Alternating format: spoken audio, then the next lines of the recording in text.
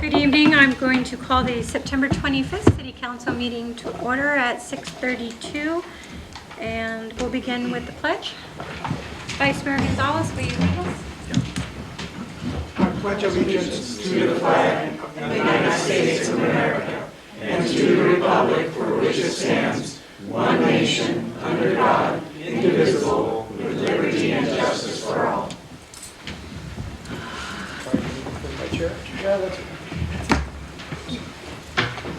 All right, our first order of roll call. Councilmember Connie. Present. Strong. Here. Transient. Yes. Gonzalez. Present. Mayor Rodriguez. Yes, we're all here.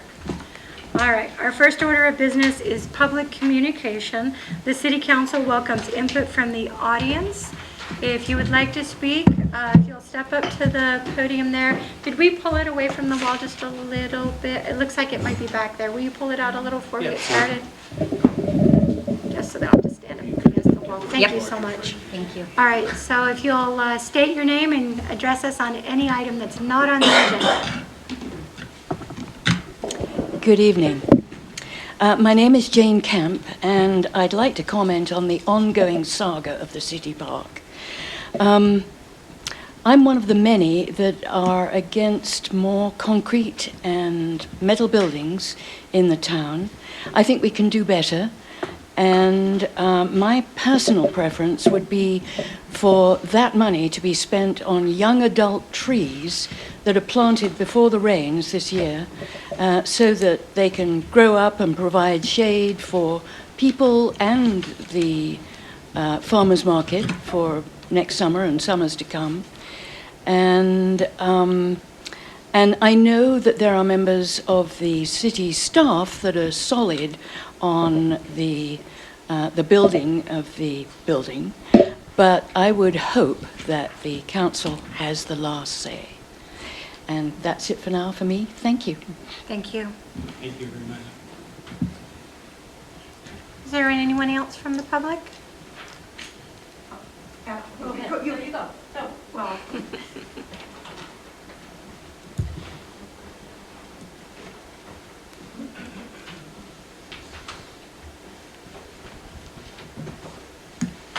Yeah, hi. My name is Suzanne Beers, and I'm going to start with a letter I wrote to the editor. I don't know if everyone's heard it or seen it, so I thought I'd just share that. And it's, of course, about the pavilion. And so having the farmers market back in the city park would be nice, but the idea of a 40-foot by 80-foot metal and concrete pavilion in the park has not been welcomed by Willits citizens. The farmers market occurs once a week for 3 or 4 hours in the summer, and even with the pavilion, they will be returning to the Grange in the winter. In the recent letter to the editor, park market manager Michael Foley fortunately had a solution that we could have our cake and eat it too. Forgo the pavilion and simply welcome the farmers market back. And I'll just pause here because I didn't put in there that they were asked to leave because they're concerned about the new trees. They didn't choose to leave. They've always, even without the shade trees being there, they were wanting to stay. And they're happy to come back to the park on the grass before with their booths and shade structures. The trees on the west side of the park are now offering shade, which would be a really good bonus. And I ended with the tagline, "Let's keep our park green and unpaved." And I just wanted to say that that even Michael Foley is not in favor of the pavilion. He doesn't like the construction, he doesn't like the location. And he's always been actually wanting to prefer the pavilion to be actually on West Mendocino and Commercial, right there where it'd be better business for them. So originally he wasn't even totally committed to the park, but he was requested by people who loved the green and the grass and the experience that we had before, and they did not want a concrete pavilion, but they wanted the experience that they had before.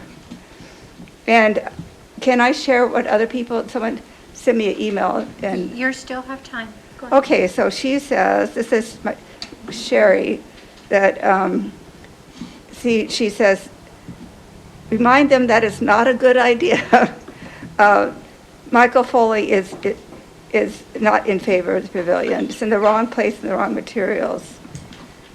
And she feels that the money would be better spent for seniors by the community pickleball court at the empty lot located in the east of the skate park.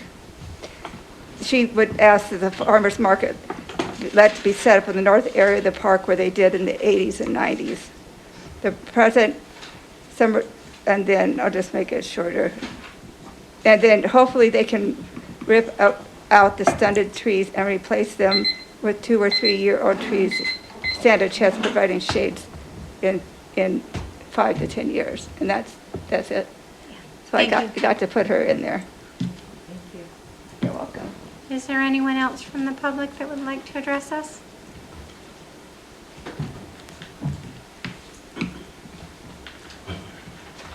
Hello, Lisa Kavosnica, Willits Chamber of Commerce. I just wanted to give you a quick update with Harvest Moon that happened over the weekend. It was very well attended. We had over 50 vendors. The weather was perfect. I think the merchants were happy. Lots of people out and about. So it was a very positive event that happened, and I think it was well represented. I think for next year, we'll like to return back to October, where it's a little cooler and it's more harvest type weather, and because it was extremely warm. But it was still well done, and thank you for the city's partnership with that. So that was it. Thank you, Lisa. Any other public comment? All right, hearing none, I will close the public comment portion and move on to public matters. We have no enactment of ordinances. Before us on the consent calendar, we have the minutes of August 28th and September 11th. Any questions or comments about the minutes? I'd like to move the, All right, motion by Gonzalez. Seconded by Strong. Anybody from the public want to address us? Hearing none, I'll call for the vote. Councilmember Connie? Yes. Strong? Yes. Stransky? Yes. Gonzalez? Yes. Mayor Rodriguez? Yes, the motion carries 5-0.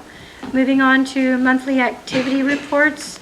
There are business license activity reports and building activity reports and accounts payable activity reports in the agenda packet.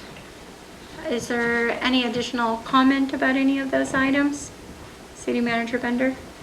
The one item that you will see that we're going to reintroduce for the benefit of the council as well as the community, you'll see the warrants that have been processed and paid. So that is in there for your viewing pleasure. And they have been presented to the Finance Committee, where that committee has the opportunity to go a little deeper dive into the content. So, any questions? That's what we have. Just a question, how often is that going to come up on the city council? Once a month. Once a month? We're going to do it once? Once, yes. Once a month. All right. Anybody from the public want to address us on the activity reports? All right. Those have been received. Moving on to commissions, agencies, and authorities. We have no business before us today. So we'll skip right over to the city manager reports and recommendations, and I'll turn it over to City Manager Bender. Thank you, Madam Mayor. Let me just change my screens here a little bit. So I have the material in front of me. The first item that I will be presenting to you tonight is a new or revised agreement between the City Council and the Willits Chamber of Commerce for the quarterly allocation of the TOT taxes that are collected through the lodging activities within the city, processed by the state, and then it returns in a lump sum for our share to the city. And then subsequently, we turn that, right now, it's 11.11% quarterly goes to the chamber for activities that have been identified through our previous agreements and services that they perform for the benefit of the community as well as the council. So as you recall, currently they're operating under a 2-year agreement, which was a stopgap or a /interim agreement to give everyone involved the chance to come out of COVID, allow the chamber to proceed with getting their affairs in order, and also allowing the council to understand the role that the chamber provides in promoting this community, both on the business side as well as events. And like we heard from the president, the Harvest Moon that we recently held. The agreement is before you. It has gone through review. The financial component of it is approximately, depending on if we use last year's fiscal year numbers, is approximately $50,000 that would be shifted towards Willits Chamber of Commerce. There's a couple other provisions in the agreement, and that has been highlighted and identified for the benefit of the council's consideration, and I can go into details on those items. So I just wanted to leave it there and open up for discussion. And you have a good selection of their board members here to present as well. Do we have Elisa, are you going to be the spokesperson, or who's going to be your spokesperson this evening? For questions. Okay. Why don't I give you an opportunity to speak, and then I know that maybe some others have questions, and if you can nominate a spokesperson to be able to answer some of them. You want to go ahead and step up to the mic? You can go first. Can we interview 2 of us? Wait, why don't, yeah. Okay. Whoever you want to appoint to be your spokesperson. I want Linda to tag me out if I get tongue-tied. So, so the chamber has, as you guys probably recognize, been working very hard to meet the benchmarks that the council put forth for us to meet. And I think we've done a pretty good job doing that. And, we've, like we said in our PowerPoint, we have this growth zone now in place, and we have bids out now to introduce the Willits, visit willits.com, not .org, .com. And that will be the public version of the private side that we have. We also have a public version that has a community calendar and all the things that the public can access without being a member. And I don't know, we've just been working really hard, and in order to be a viable, put us on the map, Chamber of Commerce, we need the funding. We need our office person to have more hours in there, and without the additional funding, we'll just I just feel like we'll be treading water, and not be able to really promote the mission statement that the chamber, wants to promote.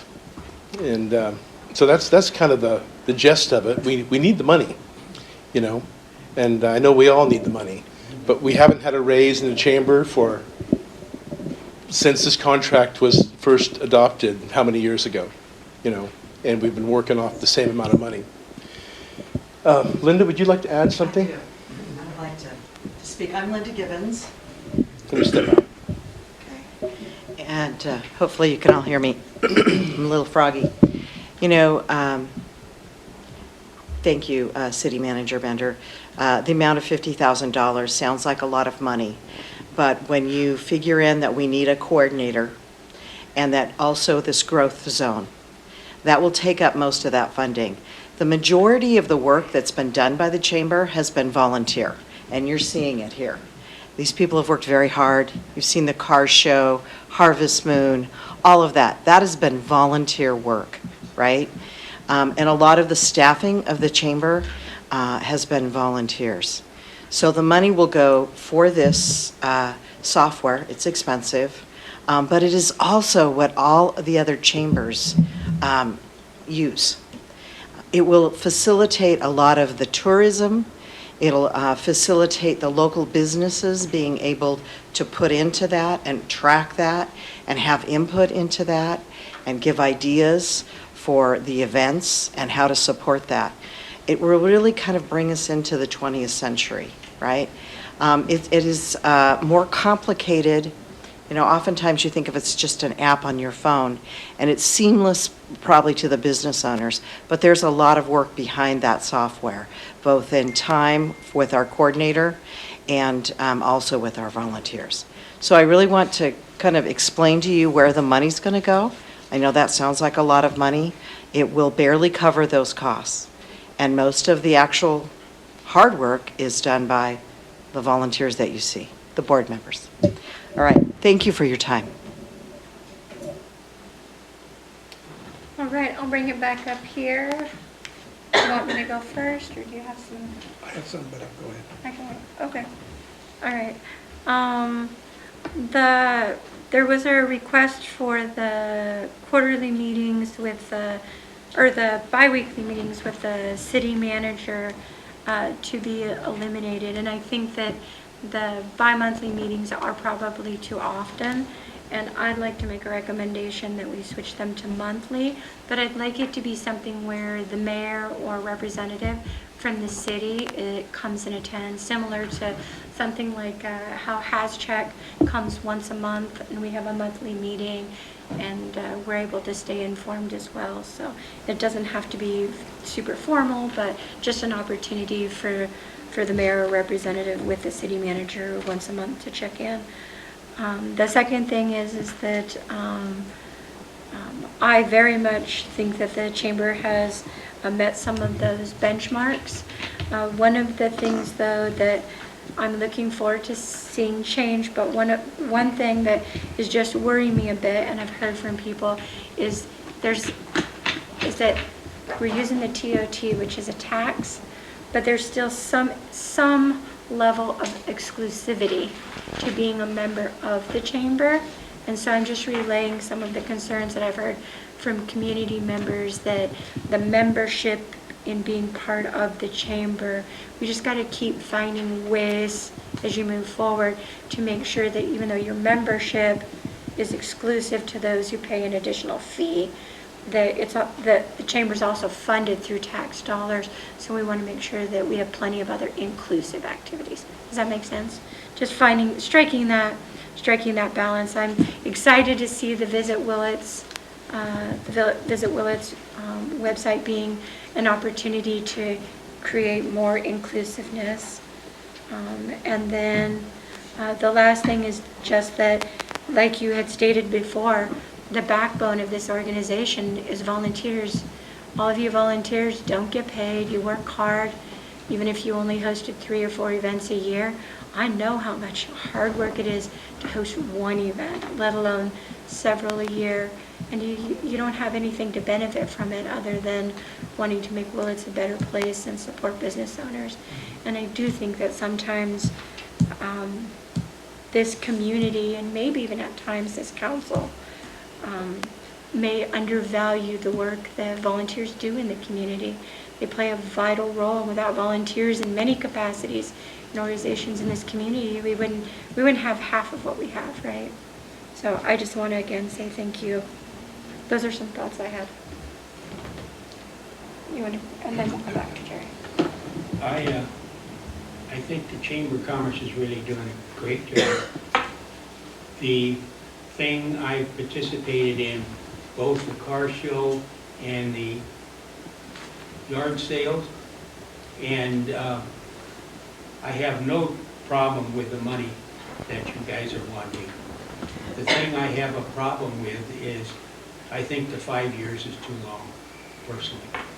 And I just think that you need to keep it going, and you will increase in people. And that seems to be a thing. When I go out around town, I ask the people if they're a chamber member or not. And some of them don't know. Some of them will just say, no, we're not. Some of them will just say yes. And it's interesting to me that these people that say that they don't know kind of bothers me. And so I'm just saying that you need to work on the people that are out there that are not a chamber member and just make it better. Thank you. Did you do some outreach, for example, at the last few events that you hosted? Yep. You did. So maybe you could address that when you get back up at the podium, but in the meantime, I'll keep moving. Gonzalez? Yeah, so I appreciate what you guys have done. When you're working with the volunteers, you're doing all of that. I think, and I'll just put Brian on the spot, if you had to hire workers to do what they're doing, could you do it for what this contract is? No. So, I mean, it would, let me, you put me on the spot, let me finish that. What is in this agreement by a staff person? No, it would probably have to be a shared position or a part-time with a very different responsibility.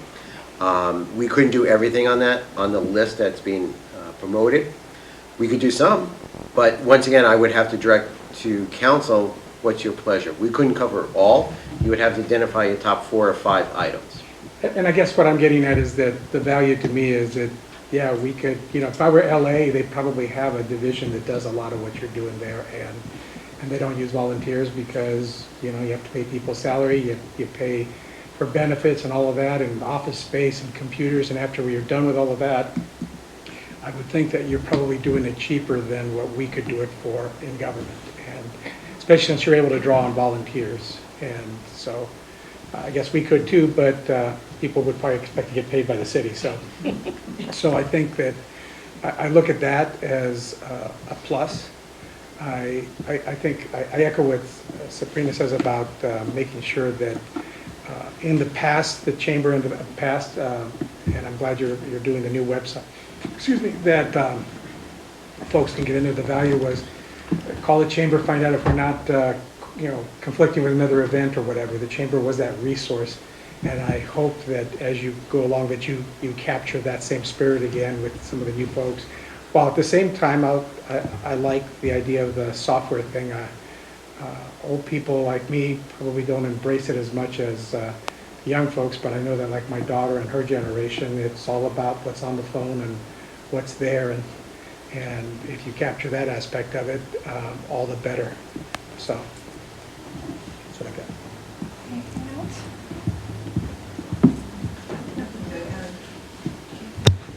else? Thank you for being here tonight, and thank you for the hometown or the Harvest Moon celebration this weekend. It was a lot of fun. I spoke with several business owners in the last few days, and everyone to a T said, I don't have a problem with the amount. I would like to see the chamber be successful, but they all said that they weren't feeling the value of the chamber at this time. Some even expressed they had no idea that they had been given free membership for the last few years.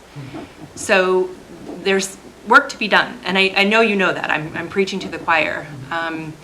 But because of that, I feel definitely uncomfortable with the idea of removing benchmarks, removing the meetings. I think that's essential to make sure that we're all on the same page and moving in the right direction. And I agree with Larry that a 2-year contract, once again, would be a good step to make sure that we're getting traction of where we all want to go. I think everybody agrees we need a successful Chamber of Commerce in Willits. Our business community is desperate for some help. You guys are doing a great job. There's a real shift that so many people are seeing. Bringing the car show downtown was fabulous this year. It exceeded everyone's expectations. So we want to see you keep doing that. But I think we do need some guardrails to make sure that everybody's happy with how things are moving forward. That's just my 2 cents. Yeah, and then now would be the time to address any questions or comments. Yeah, first off, we really appreciate the partnership that the city has with the Chamber of Commerce. I don't feel like we could be as successful as we have started to become without that partnership. So we really appreciate that. And excuse me, having transparency in our board meetings and what we're doing. And I personally enjoy, Brian, coming to our meetings because he gives us information that we could get no other place, and it's reliable and it's accurate, and that's where I think our transparency comes from, is when Brian comes to our meetings, and it makes a great partnership when he's there.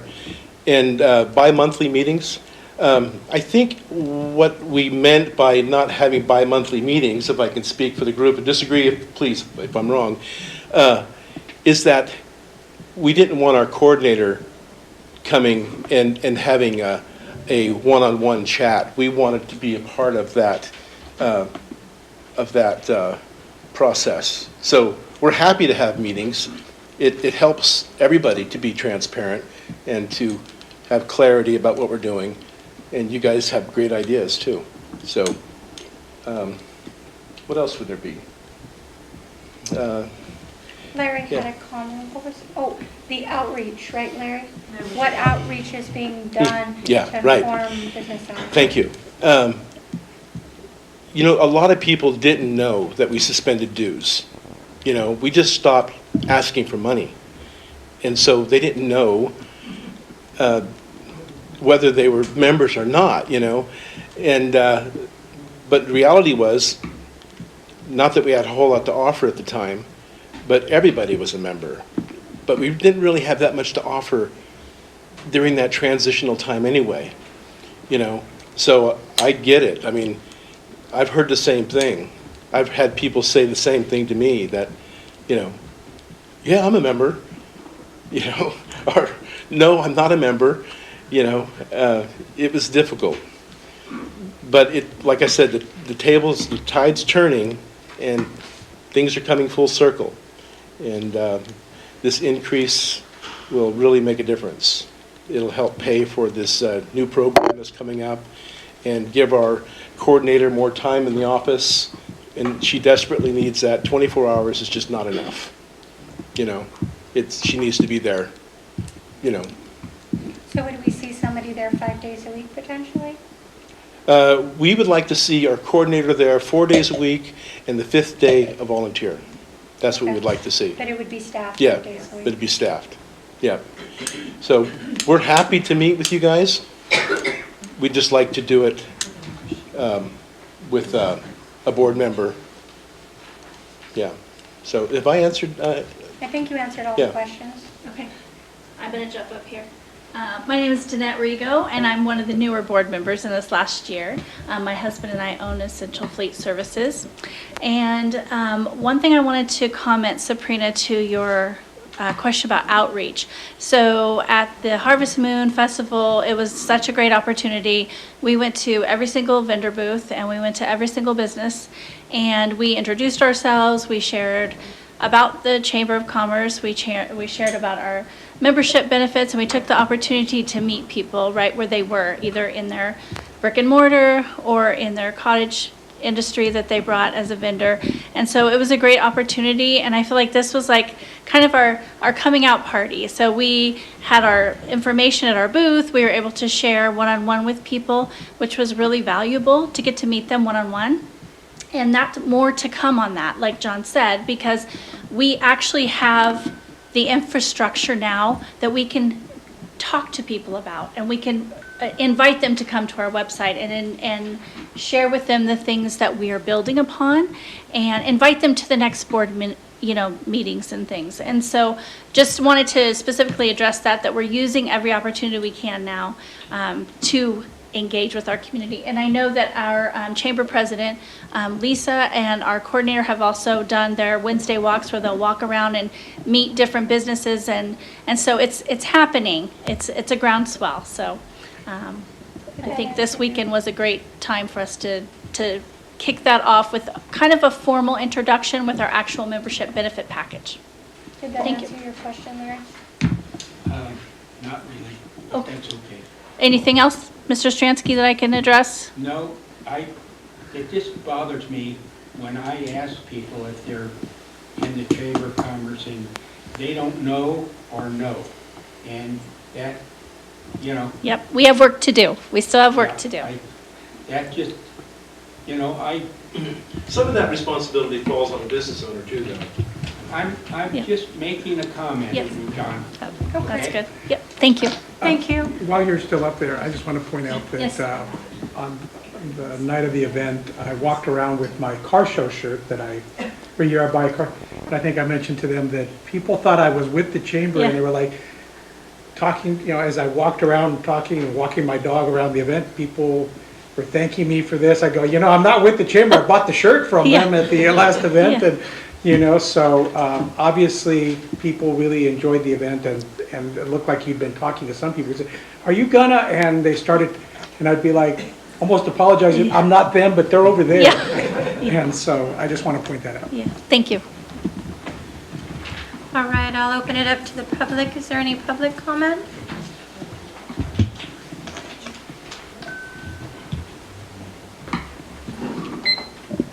My name is Robin Leeler. I was here at the last meeting when the chamber gave their presentation. I actually have a lot of questions. I always assumed that the Chamber of Commerce was here to help new businesses get started, look out for opportunities for new businesses, to increase employment, to find ways to fill the empty shops. And in the presentation of the benchmarks and the gauges of what was being done, I didn't see nearly enough of that to support a city payment. I have worked with a lot of volunteer organizations that I think are doing more to bring business and employment to Willits than the chamber is currently doing. I've also helped run small businesses here in Willits, and none of those businesses were members of the chamber. That's all I want to say. I'm still confused. I have a lot more questions about this before approving a long-term contract and trying to limit the benchmarks any longer. Thank you. Robin, are you familiar with West Company? Yes, Okay, I was just curious because yes. I would agree with you that there was a time when I thought that's what the chamber did, but when the chamber has, for me anyway, when the chamber has such a heavy load of those types of duties and then many of the things they're doing, it's an impossible load. And so for me, my focus has been more on hoping that the chamber is helping existing businesses blossom more than startups. And because we have tax dollars going to West Company, it was my thought that West Company was in a position and had the talent to be able to foster helping get businesses started. And Yeah. I've been using them myself and Yeah. found them really helpful with Yeah, that. I'm not talking about finding new businesses at the expense of helping existing businesses. I think there's room for both. I think it's too narrowly focused at this point, Okay, so, fair thank you. enough. Yeah, Thank but you. thanks for answering. I just it wanted to under make lock. sure, okay. Go ahead, ma'am.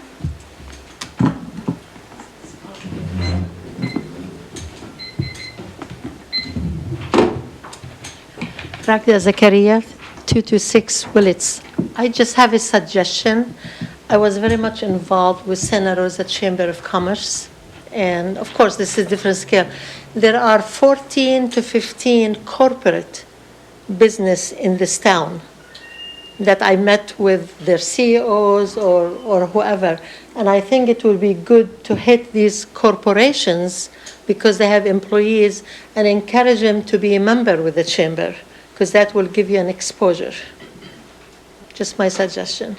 There are 15 business-like corporations in Willits,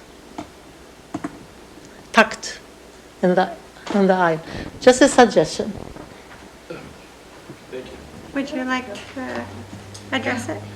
You look like you're ready. I just wanted to address that subject. I am the site administrator for Adventist Health Howard Memorial, and we're one of the largest employers here in town. And during COVID and all the other times when the other businesses were not paying dues to the chamber, Adventist Health elected to pay dues to the chamber because we believe in it, and we believe it's important for the growth of the city. So during all that time, we paid dues along with one of the other businesses, which was Metal Effects. So a lot of the corporate businesses are very invested in the chamber and really want to see it successful. So I just as a fact of information, so that you hear it from the horse's mouth. They need to be members. They are members. Okay, I checked the list of Willits who are the members. They have very few members being members. Are you able Pardon me? to, is the list of membership, is that a public document? It's on all of our posters, our major sponsors, our big sponsors like Adventist. Maybe step up here just so people from, Excuse me. Adventist, Metal Effects, Safeway, PG&E. Those are a few off the top of my head that I can think of right now. And they're typically, we post our major sponsors on our posters too, of people who have given above and beyond, you know, the membership, isn't it? yeah, okay. membership, yeah. Thank you, Sean. Anyone else from the public?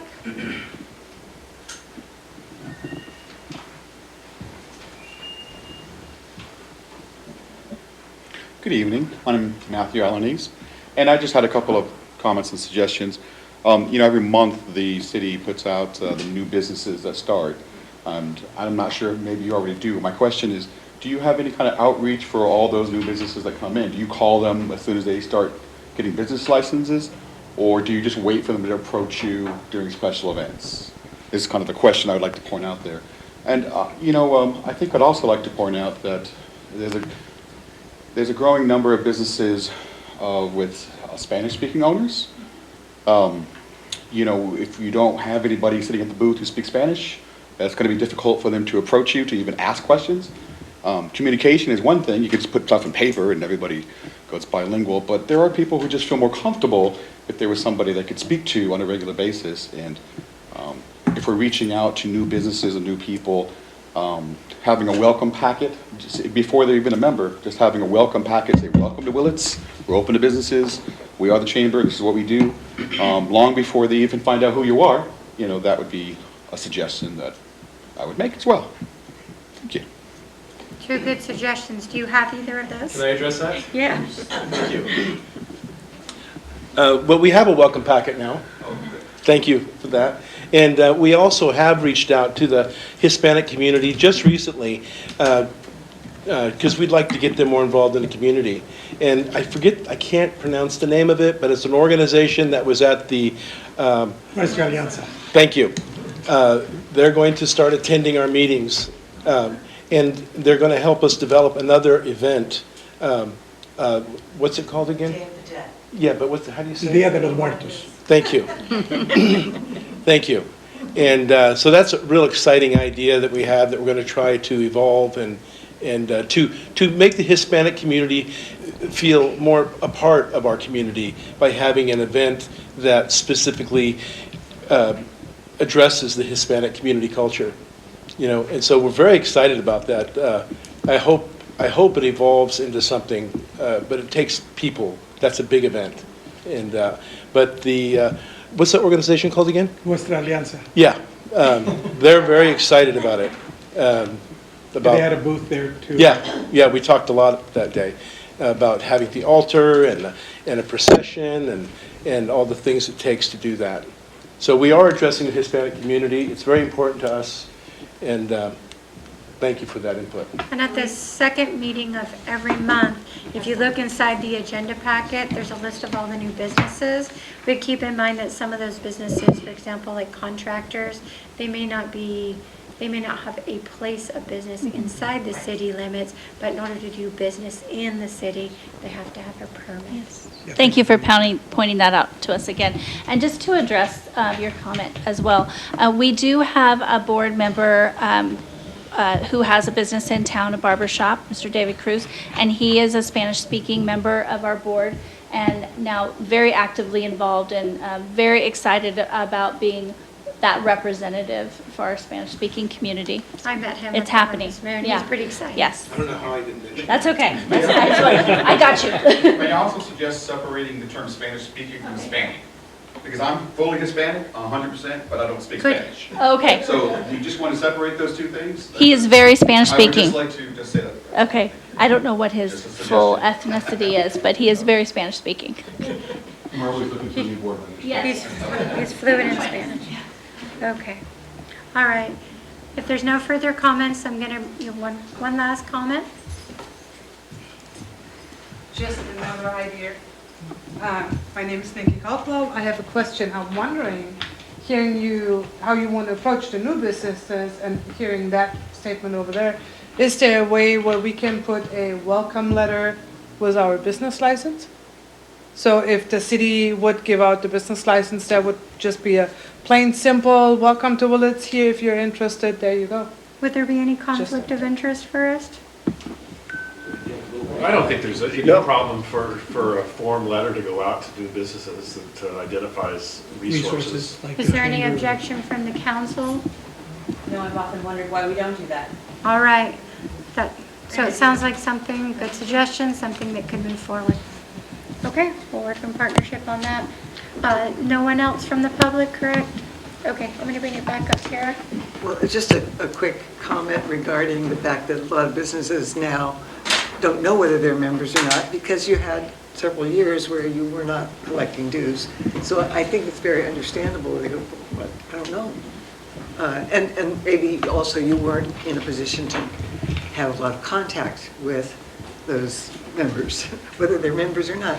So as you go forward and are more active and more engaged with all the businesses, whether they are members or not, they will start knowing whether they are or not and what the advantages of being a member of the chamber. And I do think that there's a lot of value in what you bring to the community, and particularly to the business community, but to really everybody.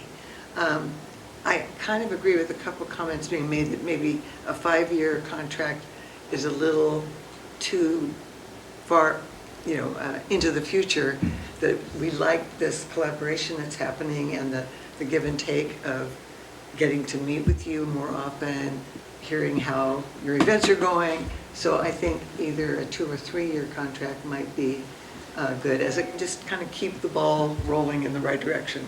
That's all. Any comments, further comments from you, Jared? No, I was just Nothing? looking to see whether mine. Stransky has a comment. Hold on one second. Go ahead, John. We went for the 5-year contract because the previous one was 10 years, and so we thought that was too long. 10 years was just not reasonable, So we thought the 5-year was reasonable, and but I don't know. I believe we're open for 3 years. I think that would be not unreasonable in light of the 10-year. So. We just don't want to go through it all again, It's not that we're trying to avoid anything. It's just a lot to go through, So that's our main thing. And who knows what the turnover is going to be. The reason we let our contract expire is because there was a turnover and we didn't know it expired, because it wasn't brought forth to us that we had a contract that was expiring. Because it was out of sight, out of mind, 10 years, who remembered? So. And our director, Kyle. Yeah, and we had some people that aren't with us anymore, God bless them. So, yeah. Anyways, that's it. Thank you. Stransky? Is there any way that we can do this without, I'm not against the money, I don't want you to know that, but I am against the 5 years, and I think that's too long. Yeah. Would you Okay. compromise at 3? Or is there a number you have in mind? 3 would be okay. All right, I'll make a motion that we execute a 3-year contract. Would you be comfortable with that? Yeah. You want to second that motion? Yes, I do. Thank you. Okay.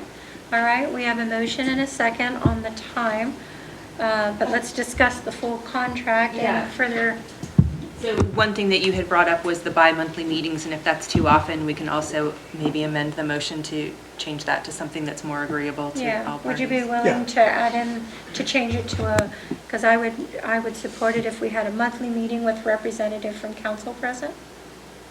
Yeah, And the board. yeah, board. Yeah. I would amend my motion to reflect that. Okay, we have a motion, and you're okay with it as a second? Any further comments? Hearing none, I'll call for the vote. Councilmember Connie? Yes. Strong? Yes. Stransky? Yes. Gonzalez? Yes. Mayor Ryan? Yes. The motion carries 5-0. Thank you for your hard work. Excuse me. Thank you guys very much. We appreciate it. Yes. We look Thank you. forward to, from 3 more years minimum, Yeah. of collaboration. And John, I want you to learn how to pronounce Dia de los Muertos next time. Have I not been working on it? Lisa? I've been working on it. How do you say that again? Yeah. You give them homework. Thank you for the public comment. All right, and I'm going to turn you back over to city manager for his next item.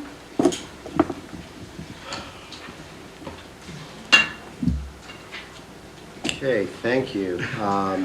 And thank you for the support that you're showing the chamber and the business community. And I will look forward to arranging a meeting. I guess we need to appoint a council member who...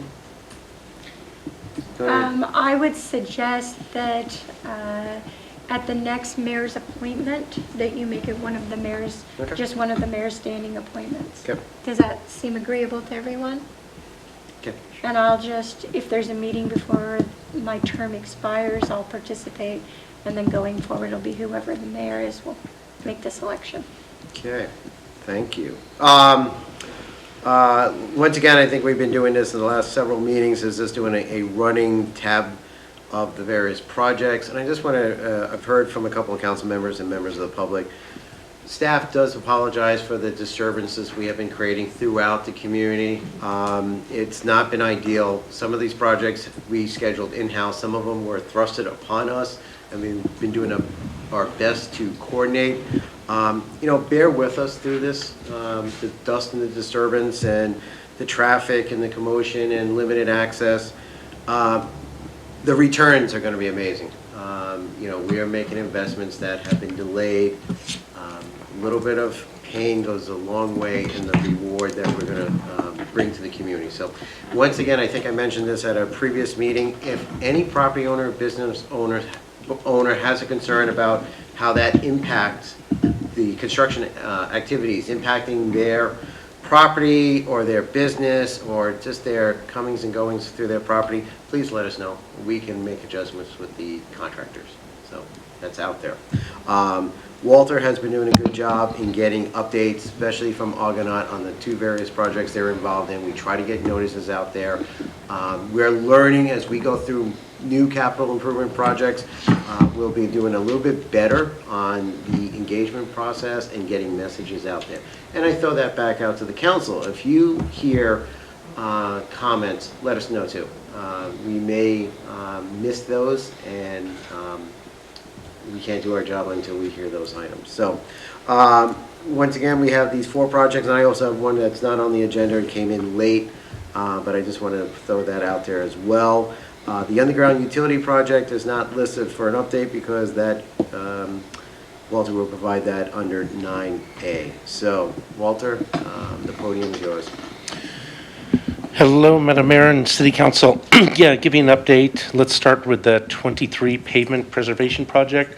That one's been close to getting done. We're waiting for the contractor to finish up his punch list, and he's waiting for the grinding machine to be available. It's a rental unit, and it's a large piece of equipment. He's expecting to be able to coordinate with some of the additional work in the city and have it up here at the same time and complete the 23 Pavement Preservation Project mid-October. So that one is close to getting done.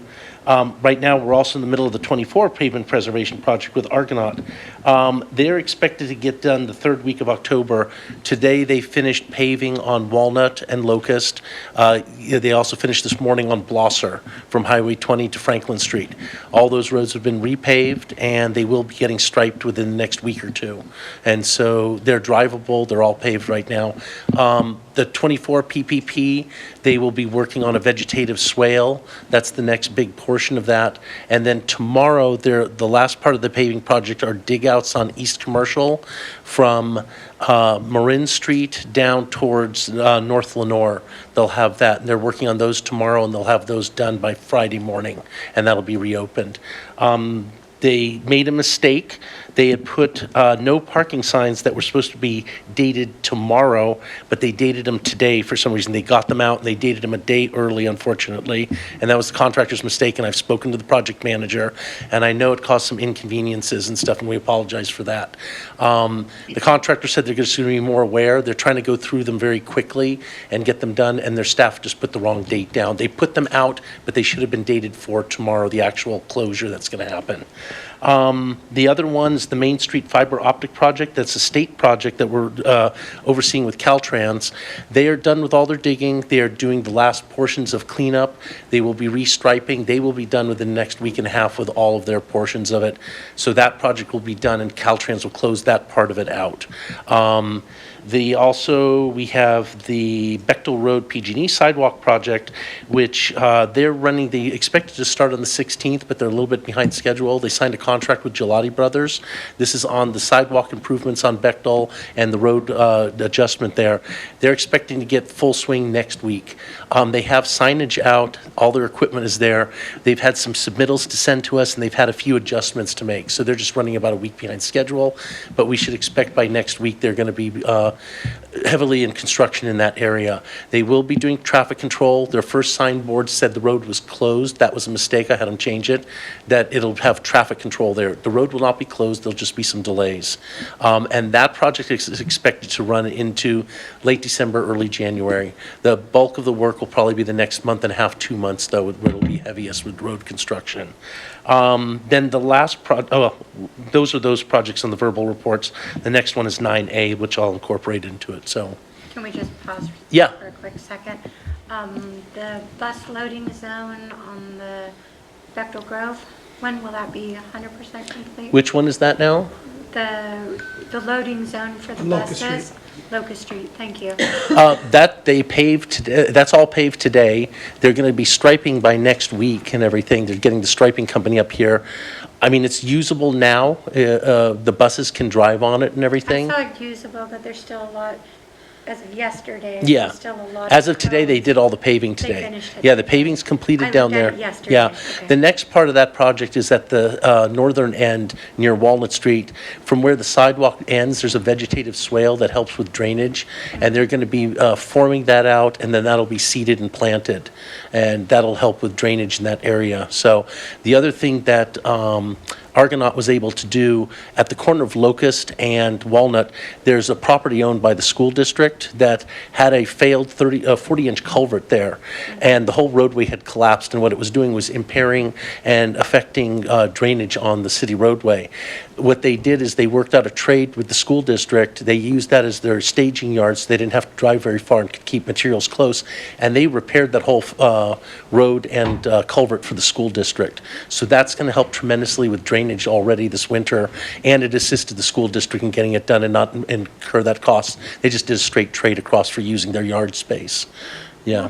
Will that improve the drainage right when you take a right-hand turn after you go over the railroad tracks heading south? You know how it floods It floods there, no. Is that going to be a... It may help a little bit. The main part of that problem is that the creek area there that runs between the old Remco and Walnut. That belongs to the railroad, and we've been trying to get the railroad for over a year now to clean that out. It's heavily vegetated, and it needs to be cleared out, and we're not getting much traction with them. They've made a lot of excuses. They've said they had issues before clearing it out with Fish and Game.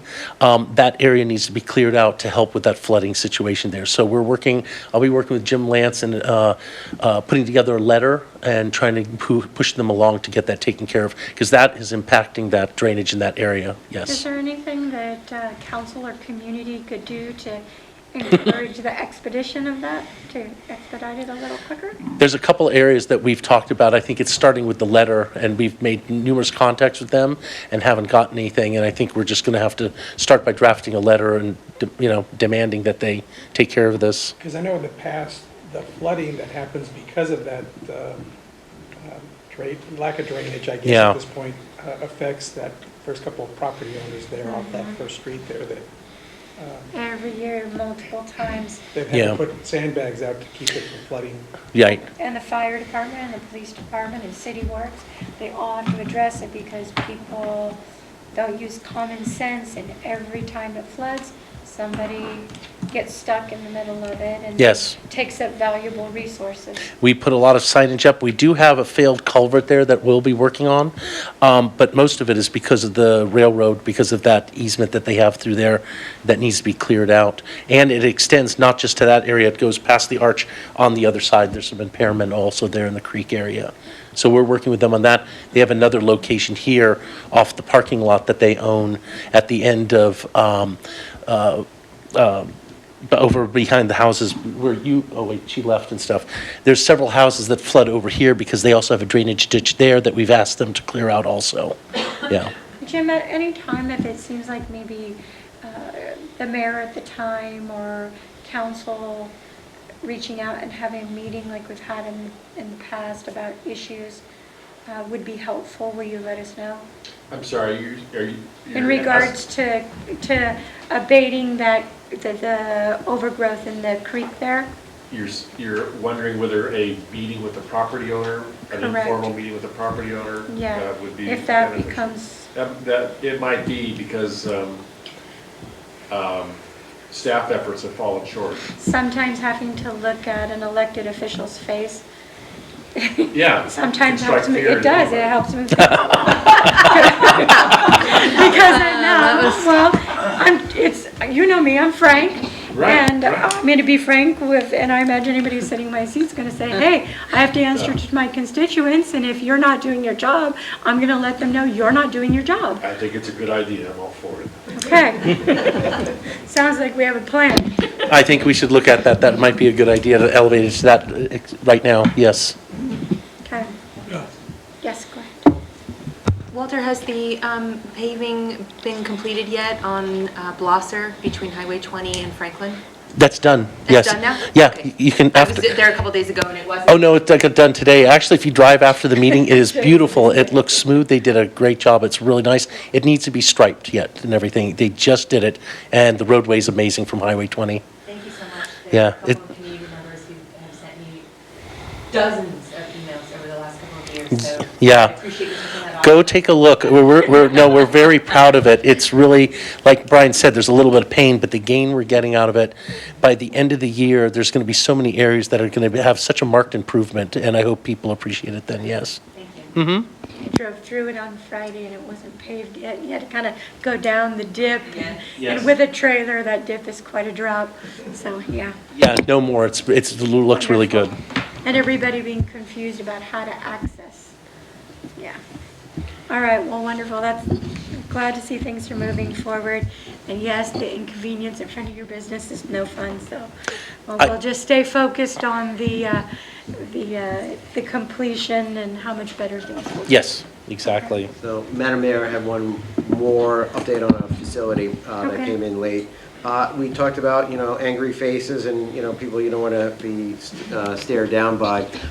Staff doesn't like to be stared down by the pickleballers. They're a pretty vicious group when they need something. What do the pickleballers want? Yeah, they're a tough bunch, They contacted staff. Once again, the light fixtures over the tennis courts failed. And to staff's credit, and I will call out Kenan O'Shea, he got out there and coordinated with an electrician and then PG&E. Basically, Kenan was able to convince or get a commitment from PG&E to essentially put in a whole new electrical service from the pole to the transformer and all the apparatus at the switch box for the lights. So all that is new. We still have some problems with the internal boxes and the fuse. It's just wired really bad. But it is serviceable and it's operable, so now they can play as, you know, we're losing light during the day. And Walter is working with Ken, and we're looking at a solar lighting option for that facility just to get away from the problems with the electrical service there. But we responded to the concerns, we addressed them, they are very appreciative, and once again, thank you to Walter and Ken. Just to piggyback on that, 3 different pickleballers came to the book juggler to say thank you for fixing the lights. So they are an intense bunch, and they're intensely thankful. Thank you. So, And Brian, you and I have been invited to go play pickleball. They've set out an invitation for us to join them. oh, cool. Yeah. I could use a couple Yeah, we whacks. did at that. the That's what I have, council. Thank you. All right, well, thank you. All right, we're going to move on to department recommendations. These are action items. The next one is to adopt a resolution to pave Muir and West Van lanes as part of the 2024 Water Main and Sewer Main Replacement Project, project number 2023-2024, Underground Utilities Project, for a probable cost of $35,000 from the Water and Sewer Enterprise Funds.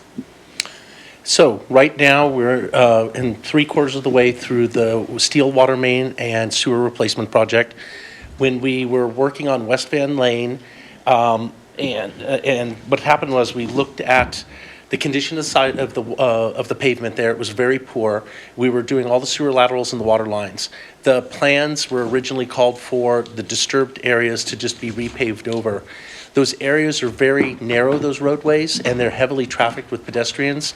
And we realized it would make much more sense and cost-effective, instead of just doing the 4-foot swath over the disturbed areas, just to take care of the whole thing. In 2017, the city did a downtown, it's called the Downtown Willits Streets and Alleys Connectivity Study, and it showed how heavily it was trafficked. And part of the plan was to eventually turn that into a much more pedestrian-friendly corridor. And this would be the basis for doing it. This would be a good time to do it while we're going to be paving those sections, just to pave the entire section of those 2 cross streets. There's the community theater there. It's a pretty dense neighborhood. It's got a lot of rentals. It's the backs of a lot of businesses are there, and it gets a lot of pedestrian traffic. It gets a fair amount of vehicle traffic, and it would make sense to incorporate it now while they have equipment and manpower there. Part of this cost is offset through a few deductive change orders, and the $35,000 is going to go to paving them all the way across. And one of the things we'd like to also add to it, in order to connect up to this downtown study, is that there was plans to put bollards at South Main and West Muir and West Van to make that so it doesn't work well for it works well for pedestrian traffic, but not vehicle traffic, and have that as a pass-through for people to be able to use for events and things, and be able to connect other parts of town. So this would connect up with that study, but be able to utilize funds that we're doing right now, add a little bit to it and get those paved so that they're in really good condition. And that whole heart of the downtown then would be in much better, it'd be safer, and it'd be much more pedestrian friendly. So for clarification, would the bollards be part of the project? Yes, we could, that's what we want to do. We'd like to put that as part of the project too and everything, and That's already in the close that price? off. And they would be removable because we still need them for fire safety. And we would work with the fire department. That was part of the study, talking about that, to put the bollards there. It doesn't make sense on West Van to use that for traffic. They would still have traffic going through Muir, would still be accessible for that. But that back alley there would be great for pedestrian traffic and everything, yes. Madam Mayor, sorry, just for clarification, the cost estimate you see before you does not include the bollards. We would need to do a little bit of engineering work, and That would be a later date, Yeah. yes. Okay, so yeah, let me that's not clarify. part of this, but we need to do some homework. We need to outreach with the property owners over there so they understand what is going to happen. We also wanted to take a closer look at the traffic patterns out there, because what Walter was alluding to, if a vehicle is coming down West Van, the setback of the building facade is pretty significant. They got to creep out along that sidewalk to get to Main Street, and it becomes a pedestrian hazard. So yes, we want to move forward. That is part of that planning element. It's not part of this project. We'll likely come before you in the near future with a complete proposal for the bollards and how that would be implemented. And the bollards, and they were talking about benches and other improvements to make that a more pedestrian-friendly area also and stuff. But that was part of a plan with community development. This would lay the groundwork for that, just getting it paved. Councilmember Connie? This makes perfect sense to me. I like the idea. My biggest concern is that community members have asked again and again for lighting there for the pub and for the community theater. And I would hate to see us pave both of those roads completely and then 2 years down the road carve into brand new pavement so that we could install lighting. So we've thought about this. So Okay, this just came up. No, and so what we're doing, the lighting that is being used, the solar lighting has been ordered up and coming up from Southern California for the Wood Street parking lot. I'm meeting with the representative from that company next week. He's coming up, and this just came up. We're going to look at that, what it would take to light that those alleys there, and we're also looking at the tennis courts because, like Brian said, the tennis courts, there's some infrastructure underneath the tennis courts that we could abandon the wiring and conduit, which is in poor condition, and we're looking at also solar lights there. So we're looking at a couple of projects to piggyback onto the Wood Street parking. We're also looking at solar lighting for Main Street. And we're looking at it now for West Van and in that area there to put some lighting in the theater. So that is in the works. We're going to do it so we would not have to dig up and do any conduit work. It would all be above ground. Very good. Thank Yeah. you. I've learned from you, Larry. Yeah, so question, this would be the enterprise account paying for the paving of, since we're digging it up to fix pipes. Correct. But as far as the other stuff, that we're going to have to come out of another source. The lighting and such, yeah, that would. Lighting and the bollards and all that. Yeah, that because would I be don't- later on. Community development had put together a plan that was going to include the bollards, and I don't know if they had lights in it. It would be able to take it out of there, and we would put it on our project, and they would be able to, I think, do the lighting instead. Yes. I just wanted to clarify that for the public so that Yes. our ratepayers don't think they're. No, that's Sure, they want to true. be safe, but I don't think they want to pay for it. This would come out of the enterprise funds for water and sewer and be incorporated into that project. Okay. Yes. City manager and I took a walk over there 2 weeks ago, and there are these large metal covers over where you were working on the water and the sewer. Plates. And what are they called? Plates. Plates. Yeah. And they're not very long-term suitable, so something has to be done. And so this seems logical that it would be a better fix. Yes. We looked at the soft spots along the edges, and I can see how it's going to be pretty tricky there. There was a concern, and I believe that code enforcement may be addressing it, and that's a situation with the feeding of the rat over in that neighborhood. And as we were looking, I had pointed out that the Van Hotel on the back side is very abandoned. You can even see inside the building. There was a rat staring at me from that building, and I'm just a little concerned about an invasion of rats as you start to rattle and rumble on that street again. And I'm just, do we have any kind of rat plan? I think code enforcement's working Can on we that. stick out some early traps? We have a citizen in that area who unfortunately is feeding the rats and Right. giving them water, so. Walter, can we, Mr. Bowles has some. Yeah, here, I'll let you. Thank you, Walter. Thank you, Madam Mayor, Council. You're welcome. Davey Bowles, your building official and code enforcement officer tonight.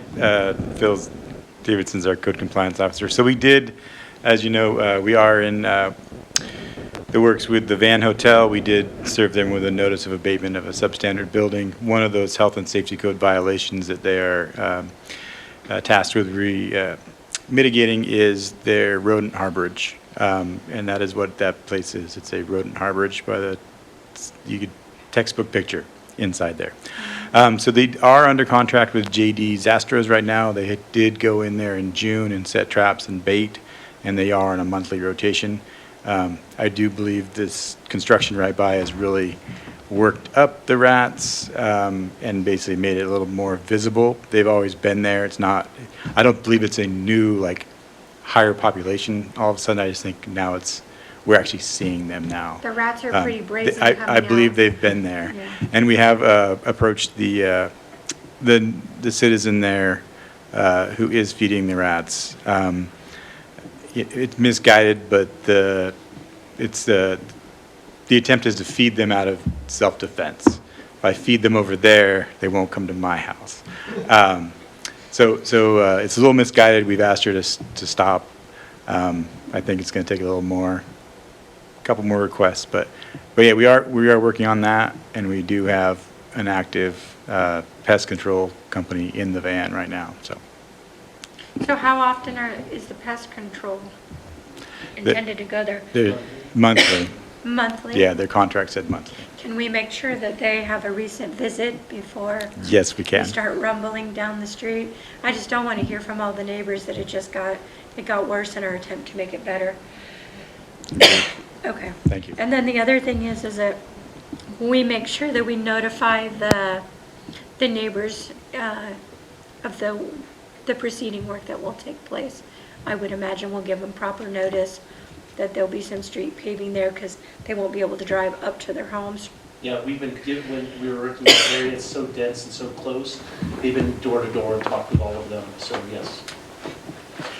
Okay, and then the last thing was, what was your project timeline for that?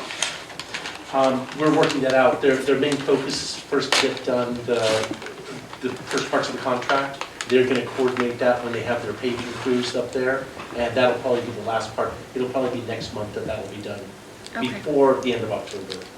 Okay. Any further questions up here? Anybody from the public? All right, I believe this is a resolution. I'd like to move staff recommendation approving the attached resolution. We have a motion. I'll second that. All right, Strong seconds the motion. I'll call for the vote. Councilmember Connie? Yes. Strong? Yes. Stransky? Yes. Gonzalez? Yes. Mayor Rodriguez? Yes, all right, the motion carries 5-0. All right, moving on to our next order of business, authorization to install a gateway sign at Highway 20 Park using $30,000 from the American Recovery Plan Act budget allocation, also referred to as ARPA.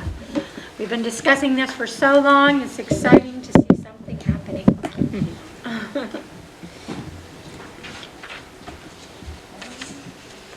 Scroll to the top and hit the X. Oh, right here? And then make sure you're on the right presentation. You can close that down. PowerPoints are at the bottom.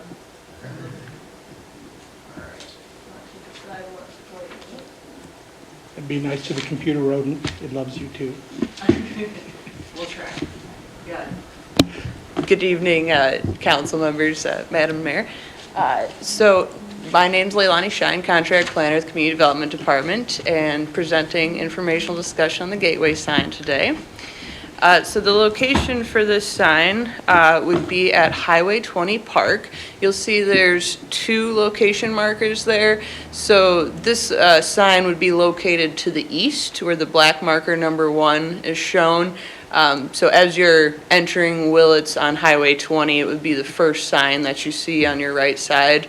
Eventually, there will be a second sign that's a directional sign.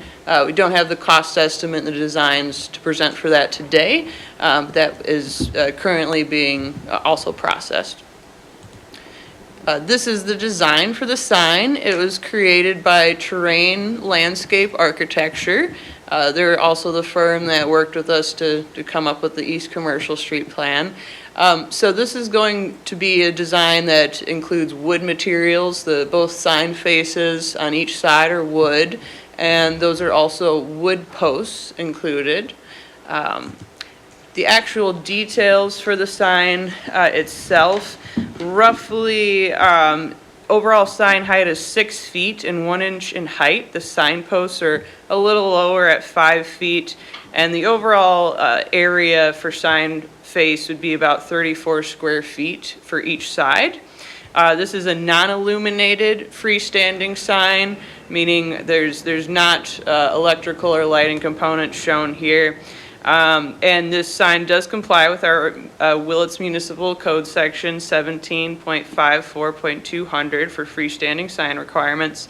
There is a Caltrans encroachment permit required because we're in the Caltrans right-of-way at Highway 20 Park. We contacted Caltrans, and they estimate roughly a 1-year processing timeframe for that encroachment permit, specific to gateway monument signs.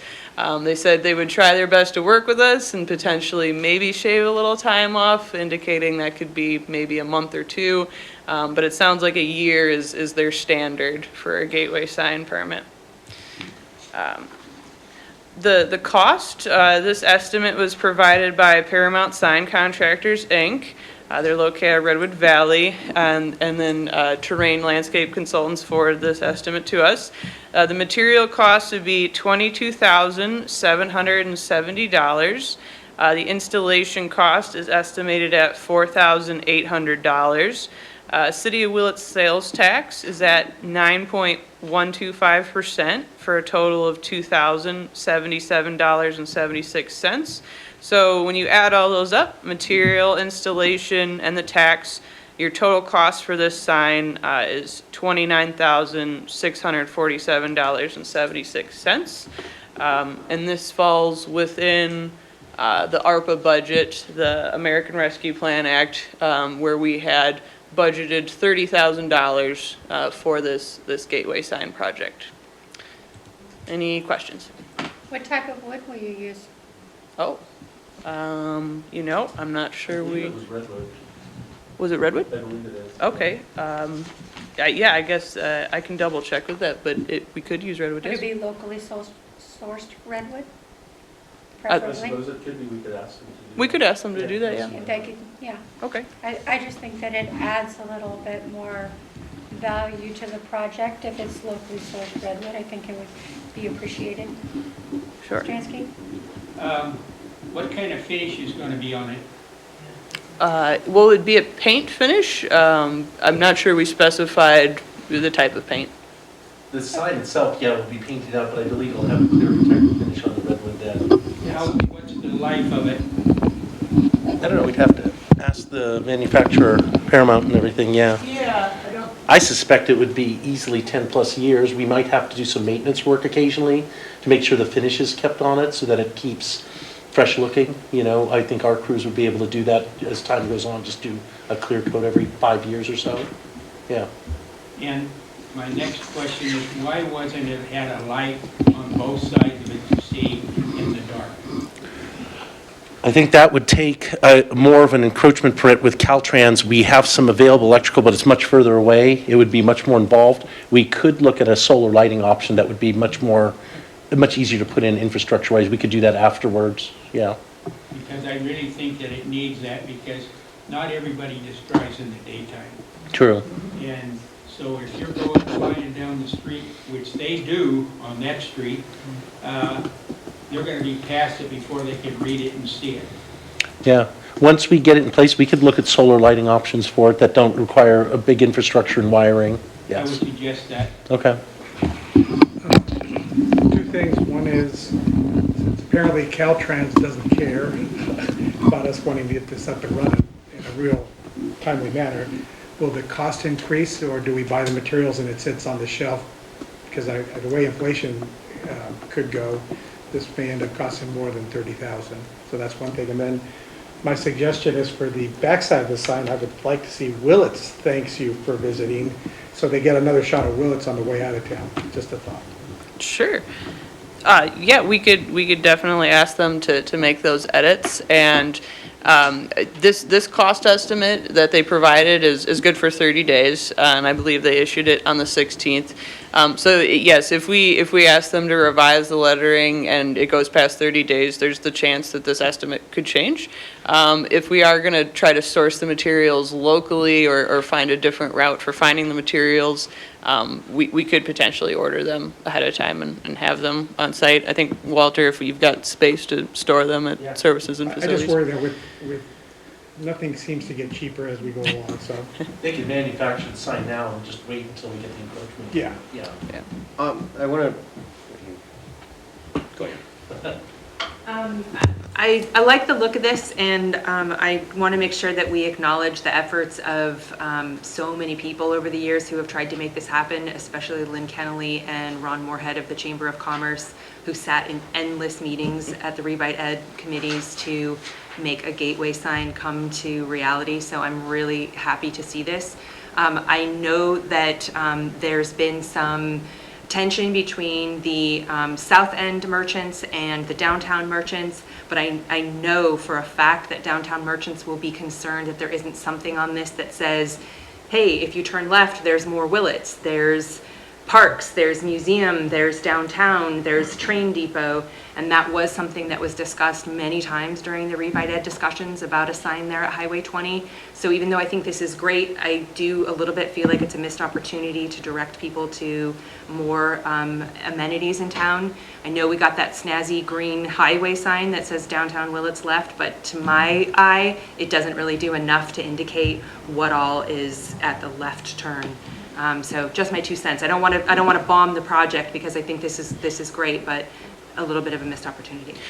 I would just add the sign that's shown on the vicinity map, the second sign we're calling it a directional sign. That's also how Caltrans will look at permitting it, because kind of what you're describing, the locations for different types of businesses, that would be on that sign that's being proposed. I thought that was the green sign that Caltrans just put up, but that's another sign you don't. No, so that on the locational map, do you think I would do that to you? I was a little worried. If I did that, I wouldn't be here.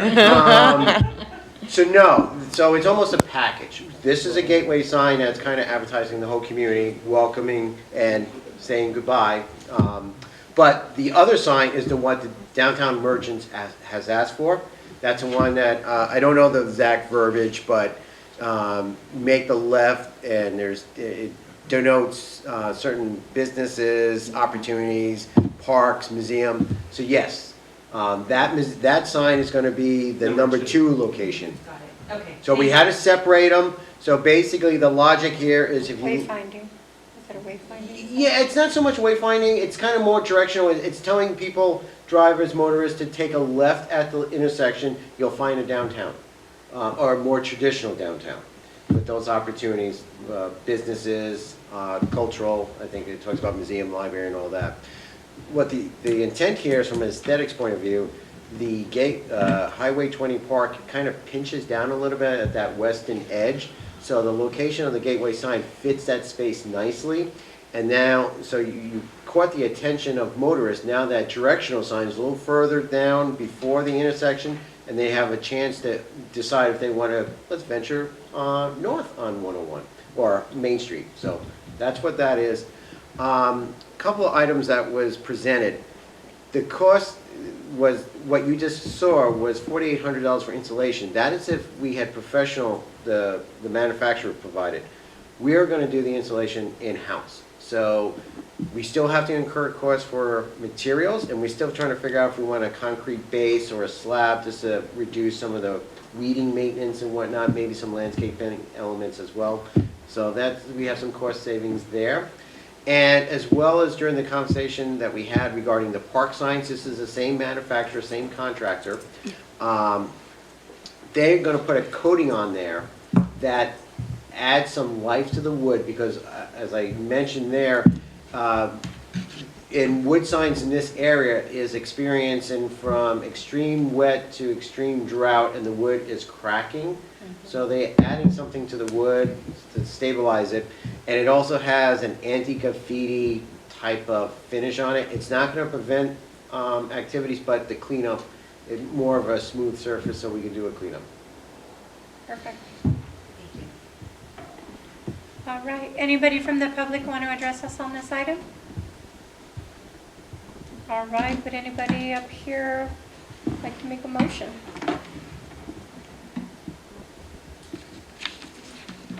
I'll motion. I'll second. Okay. All right, my motion is to approve the installation of a gateway sign at Highway 20 Park using the $30,000 or so from American Rescue Plan. And then we have a second on the motion. We have a comment? Just a really quick comment regarding how long Caltrans could take to give us the encroachment permit, how incredibly long it took them to put one goddamn sign up on the southbound 101. It was really unconscionable. So they could catch us a break, maybe.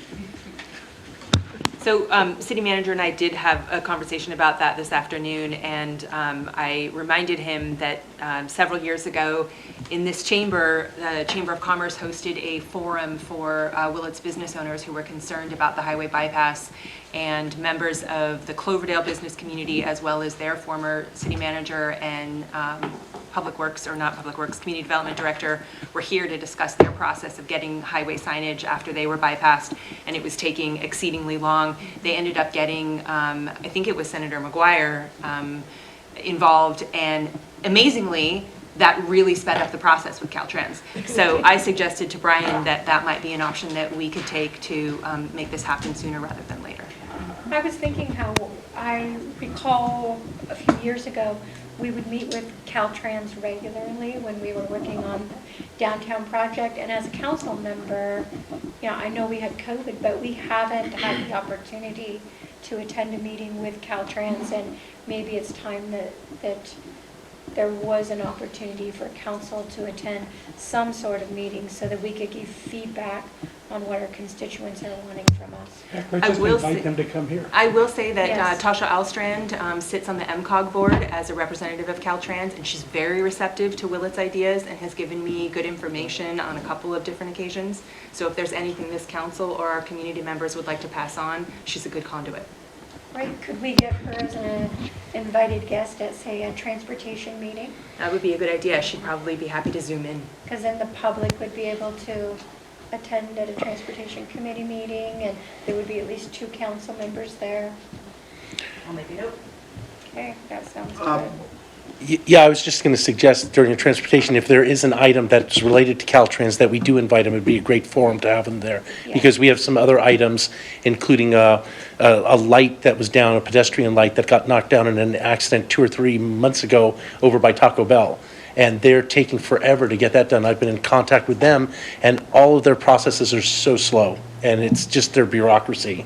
So, I'm sorry, I keep butting in here, but I actually just had a really amazing experience with Caltrans last week. A community member contacted me about the drainage ditch that's on Main Street / Highway 20 at the south end of town, right in between Alder Court and Manor Way. And it has been filling with garbage for months and blowing onto neighboring business properties. And he was very frustrated and felt like he wasn't getting any headway.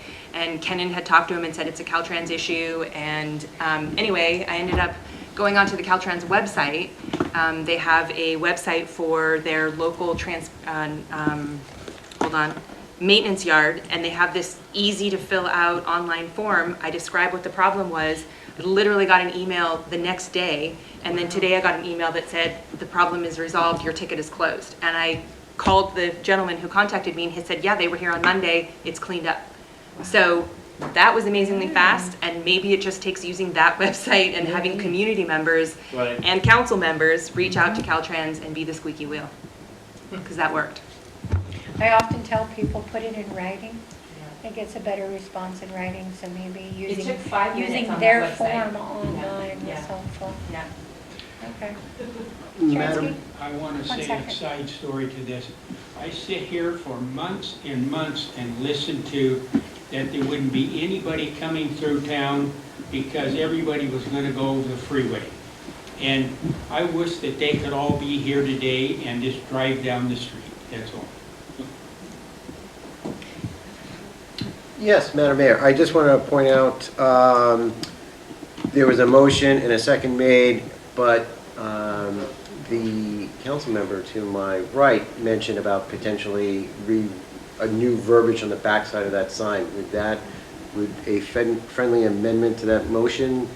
I'm so moved to amend it to change it as Vice Mayor indicated. Willits thanks you. What we'll do is we'll work with the designers and the fabricators, see if they come up, and I can pass it along to the council members if you're okay. If there's a lot of debate on it, we'll bring it back, but if consensus-wise, it's good, we'll just proceed. Before we take the vote, I do want to say that I like the comment that Stransky made about getting the lighting. You said that it's going to take a year just to get this permit, and I'm worried that if we waited a year to submit the lighting portion, that could be another year or two. So while we're in the holding pattern, if we could start to look at the lighting issue, and at the same time, we had talked about maybe lighting up the pinwheels. Maybe that's an opportunity to look into what the grander plan is. And I've been meeting with Jane Camp, who's getting excited about the potential of her next project there. Donation. Her next art project on that section. So, yeah, coordinate a little bit of that together. I just had a slight hesitation on the wording that Jerry Gonzalez suggested, in that I'm not sure it's going to fit in that space. Just the amount of space that you have to carve into. We'll leave it to the designers. Okay. I'm okay I mean, with that. the- But that's a good point. I was looking at that, but I saw opportunity. Yeah. And just one more quick plug, solar, whenever possible, community members really emphasize that all the time. Yes. Thank you. Thank you for saying that, because if that wasn't stated, it was indefinitely in the thoughts that it should be solar. Okay, call for the vote. Councilmember Condon? Yes. Strong? Yes. Stransky? Yes. Gonzalez? Yes. Mayor? Yes, the motion carries 5-0. All right, moving on to the exciting one of the night, the sidewalk ordinance.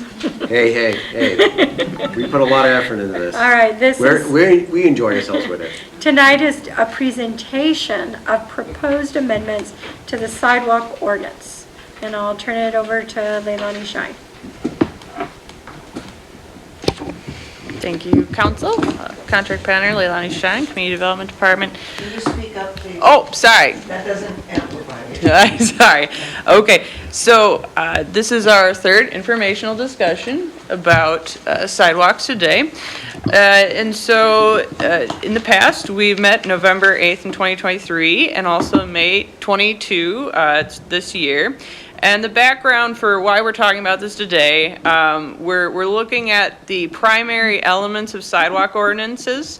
We've identified multiple elements of sidewalk ordinances that are missing or require updates within the Willits Code. Particularly, we're looking at the Willits sidewalk liability clauses and also a potential cost sharing and financial assistance program to assist with sidewalk repairs. At the past meeting, there was direction provided by council to complete additional research on these potential cost sharing and financial assistance programs, and also to just look at overall options for how this text will roll out.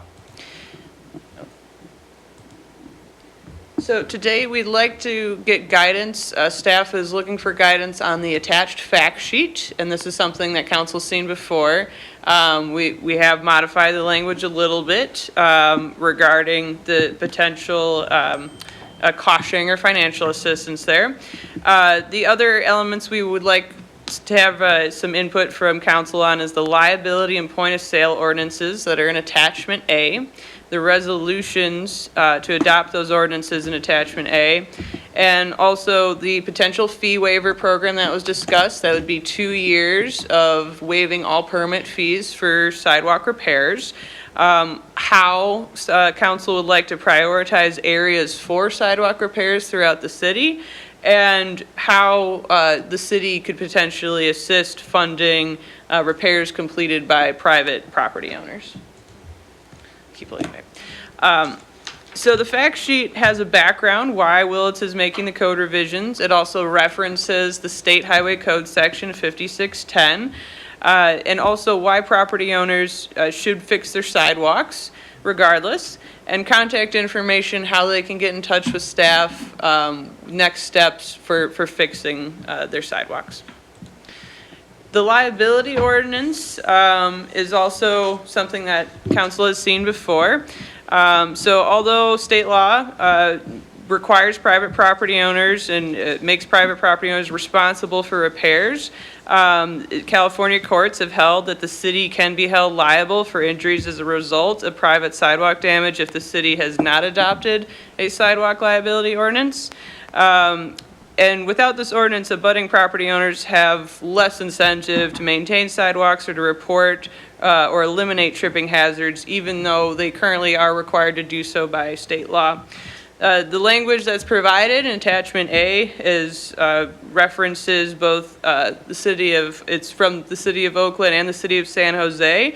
The city of San Jose has court-tested sidewalk liability ordinance language, and that is also why Oakland modeled their language similar to city of San Jose. Attachment B shows those other code revisions to the liability ordinance. We added one section into this section of the liability ordinance that council hasn't seen before, and that's particular to noticing requirements. That section was recommended to our staff by CIRA, our insurance pool, and it's language from Grass Valley, which is also similarly court-tested language as San Jose. The other ordinance language that we're looking at is a point of sale ordinance, and a point of sale ordinance would require the property owner at title transfer to complete sidewalk repairs. It would also trigger sidewalk repairs if there's construction or remodeling where the cost of the work is expected to exceed $100,000. And it would also, sidewalk repairs would also be triggered if unsafe conditions become known. So if a sidewalk, if a property owner becomes made aware that their sidewalk needs repair, they have to repair it after we notice them. The resolution to create a fee waiver program, council recommended that we, Council recommended that we extend the potential fee waiver program for permit fees rather than from a suggested 6 months to 2 years. So that's something that we can add to this resolution. As far as prioritizing repairs throughout the city, council had asked for other direction on how we can look at the mapping data that DataWorks has provided. DataWorks has mapped all of our existing sidewalks throughout the city, and that information is entered into an online program called DataWorks, where we can actively see all the repairs that are needed at those locations and the level of repair that's needed, the cost estimate that goes with that repair. So this map that we're showing here on the screen, there's the alleyway connectivity plan that Walter mentioned earlier that prioritizes certain alleyways for sidewalk improvement. And then there's also the Safe Routes to School plan to the right, and that has been overlaid with the DataWorks maps. So you can see where there's proposed improvements through the Safe Routes to School plan that matches up with identified repairs through the DataWorks mapping tool. We also can pull up that mapping tool for you guys to see that live. We can pull that up after this presentation if council would like to review it in more detail. And so that the next part of creating, prioritizing where the repairs will happen is then creating a program that would help fund those repairs. So currently the city of Willits does not have a program that would assist with private property owners helping fund their repairs.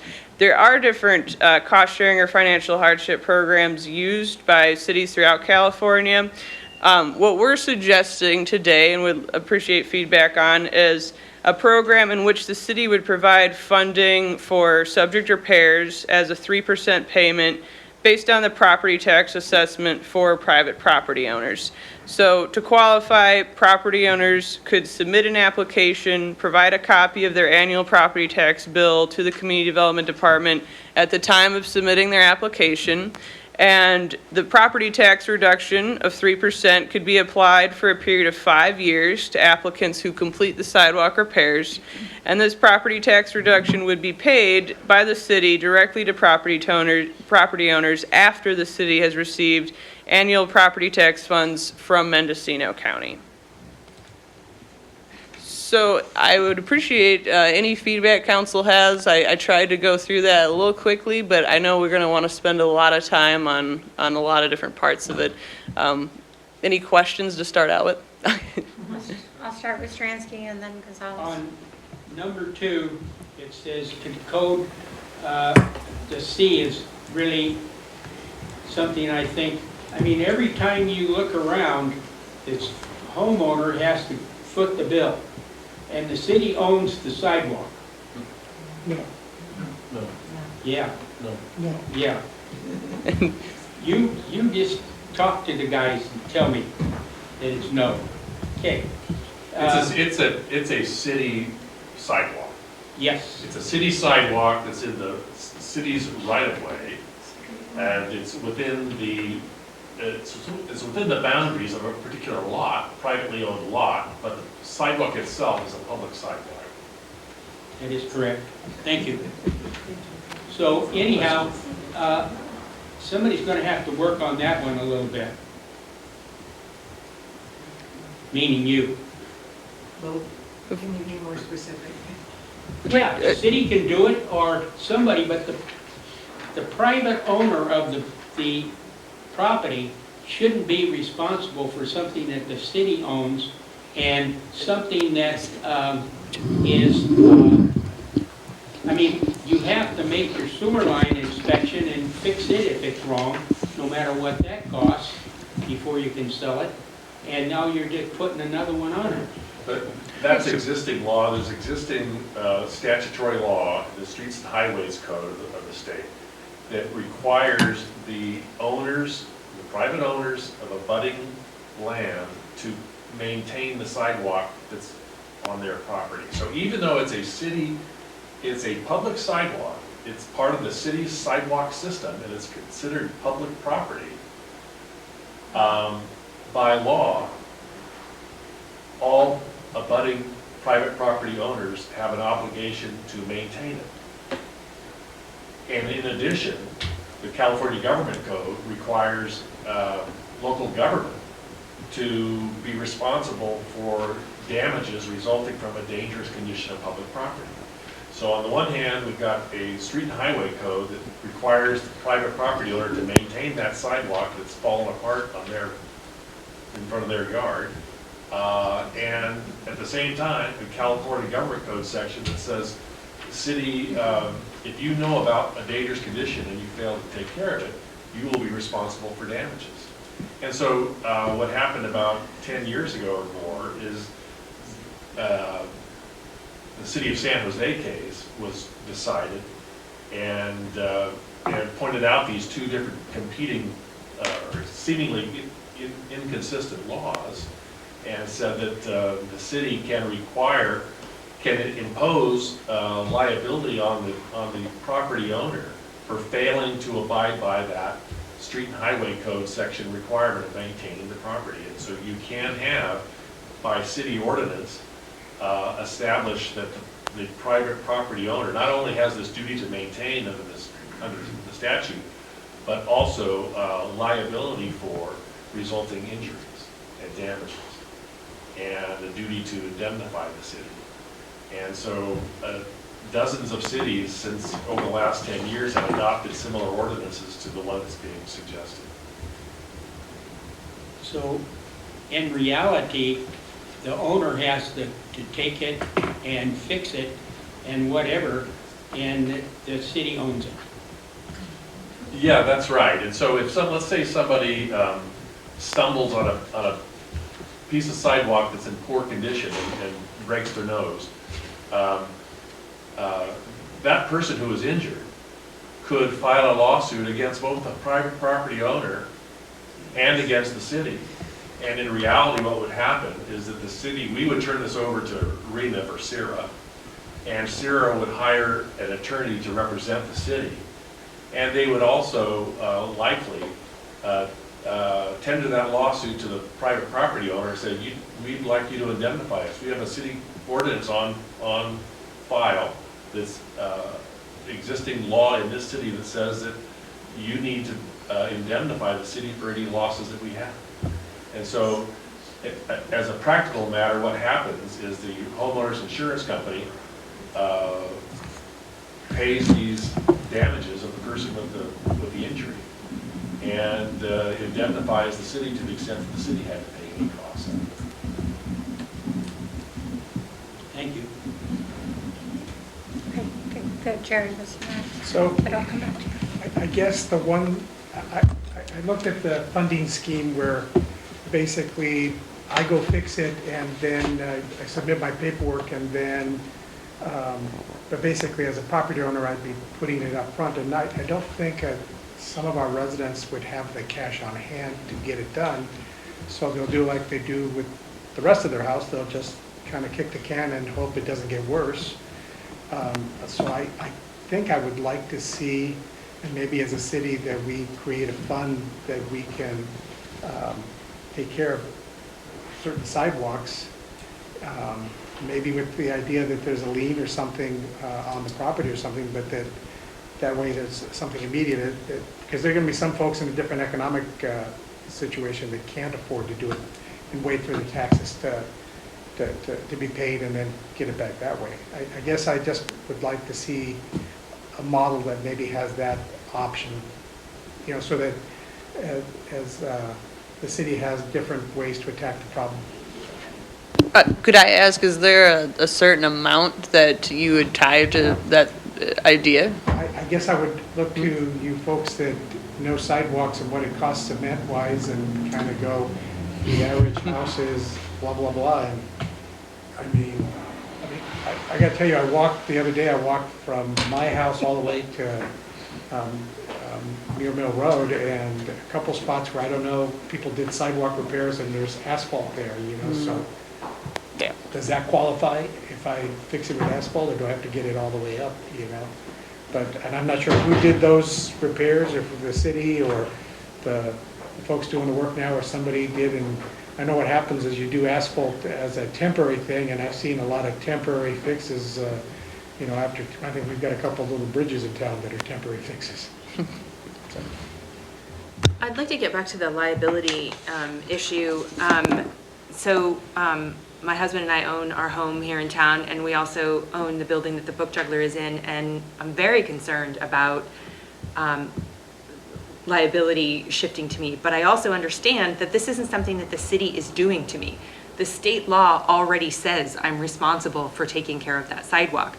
And if the city gets sued because somebody trips and falls on the sidewalk in front of the book juggler, then that's my money too, because the city's using my taxpayer dollars. So then I'm getting dinged twice. So it actually makes sense, when I think about it, for the city to write an indemnity clause, because they're protecting all of the taxpayers by making sure that there's an incentive for property owners, those of us who are fortunate enough to own our own property, to fix our sidewalks. And then that gets all of us off the hook for somebody getting injured, and it protects our community members who are out there walking and could get hurt. So I've struggled also, Mr. Stransky, with this idea of, because I've heard community members say the city's just trying to pawn off the liability. But that's not actually what's happening here. The state already requires property owners to maintain their sidewalks. And so what the city is trying to do is to eliminate the risk to all of us were the city to get sued if someone falls. So that's how I've wrapped my head around this. And the fact is, someone who falls is less likely to sue a property owner. They're going to go through the city because we think the city has deep pockets. And those of us who sit here and go through the budget year after year know that there aren't deep pockets. And we all need to be working hard to protect the city's meager funds so that we can get things fixed. All right, I have a couple questions. On the agenda summary, page 2,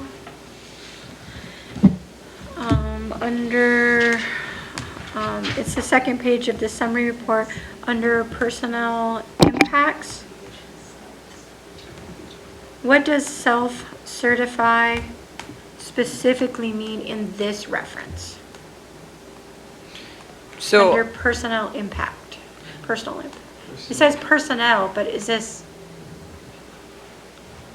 So I think it's basically saying that if property owners aren't requiring an inspector from the city to come out immediately to say, look, my sidewalk's repaired, if they're in the process of a property sale and they need to close escrow, they can work with a qualified contractor to complete the self-certification. That way, they don't have to tie up their property sale and wait on the city if there's something where the city inspector can't get out in a timely manner. Okay. Yeah, so I think that was meant to indicate that if we do get that self-certification program working, that form or that process wouldn't necessarily burden city staff more to have that process in place. I like that idea. Would they be able to self-certify and say, I don't have an issue at this property as well? And then what if they just sign that form as a matter of procedure, but there really is an issue? Then what would then take place? So we're not allowing, the way it reads is they have to have a qualified contractor who So that they that would, contractor so it's self-certifying, like the city's not certifying it, but you actually have a qualified individual certifying that it's good. So you'd have to have both parties agreeing to say that bad sidewalk is truly good sidewalk, which we're hoping, a contractor with a license on the line won't lie. But that's the intent of it. But what if you're buying a home and there's no need for a contractor? You're just simply buying a home, there's nothing to fix up. They would sort of, basically, that's part of the point of sale ordinance, where basically you're, at the point of sale, we want to make sure that you fix your sidewalk. And so if there's nothing to fix, you would have a contractor or the city could come and certify it, that it's inspected, that we agree your sidewalk. Self-certification is an option. Yes, Got it. yeah, and that's, the option is in there to, Okay. if need be, you can hire your own contractor to certify. That makes sense. Quick question about that. You know how when you sell your home, you have an inspector who comes and checks your roof and, inspects Not everything? everybody does, but some people do. Oh, I thought you were required to do that. No, that's not a requirement. About several homes without inspection. Yeah, the sewer lateral is the only requirement. And then, let's see, the second question would be, when you showed the funding source comparables, Leilani, was there a reason why you picked big cities like, I believe I saw Oakland and some others on there, versus smaller San Jose? Instead of smaller cities, was it because smaller cities didn't have information on sidewalk ordinances, or I was just curious. I'm sorry, are you referencing? To your presentation, it's in the Oh, sure, presentation. sure. Yeah, so Oakland was referenced because a lot of this program, the point of sale ordinance, the language, we used a lot of that from Oakland. And Oakland had a similar situation where they have a backlog of unrepaired sidewalks, and so they were trying to find a way to help property owners that are in different economic situations, that while they're trying to get everyone to update their sidewalks in a timely manner. So that was why that was included. As far as the other city goes, I did not find a lot of other cities of this size that are necessarily willing to take this conversation on and try to find, a fund or basically creating like a line item that would be a standing fund for this type of repair. And I think it's just because there's a lot of cities that are trying to figure this all out at the same time. This is sort of something that everyone's grappling with, but the larger cities are taking the lead on different opportunities and programs. Because when I did some research, I couldn't find many small cities or neighboring cities that were having conversations about this. So I was Right. wondering if that was why you went to bigger cities. Sounds like it was. And then my last question is, what's the plan for the city to repair city sidewalks in front of city lots and buildings? I'm not aware that we have anything budgeted or that we have a cost analysis plan to take care of our own requirements. Do we have a plan that I'm not aware of, or what's our thoughts on that? Well, DataWorks, the company, we hired a concrete company that did the repair work over the last couple of years, and they provided us with DataWorks, which also the city of Fort Bragg is using. And what it did is map all the sidewalks and their severity, what level they're at, and what the cost for repairs would be. So we have data for all the sidewalks, including in front of people's houses, in front of city buildings. And one of the things I believe our insurance company, Remif, even though we use the San Jose size and stuff, we use their language for the ordinance, I think they were very impressed by where we were going with this for our size city, that we're sort of ahead of the curve. And they were, I think, likely to use it and show other smaller cities what we're doing, because we're sort of ahead of this. And the language that was used by San Jose and by Berkeley, right, has been tested in court. And it was well written, and it's become the standard that other cities are using right now. Madam Mayor, no, we don't have any budgeting program to not yet. address public facility sidewalks. What we were trying to say is that we did the first step in doing the assessment. Now we know the extent of potentially our problems. Now we can start budgeting. I like the concept, but it's hard to tell property owners that they need to start coming up with a plan when we don't know a dollar amount, nor do we have a plan for our own responsibilities. And so in moving forward, I would also want to see in tandem, what is our plan? How much is it going to cost? How long is it going to phase in for us to be fully compliant as well? If I just continue. Yeah. So part of last year's assessment, where we focused on with precision concrete cutting, Yes. cutting, the contractor, the vendor that was recommended by us to us from Sierra/Remif, they did the assessment on areas or sidewalks adjacent to public facilities, parks, and schools. They also did some mitigation. There was a lot of grinding. They didn't do anything that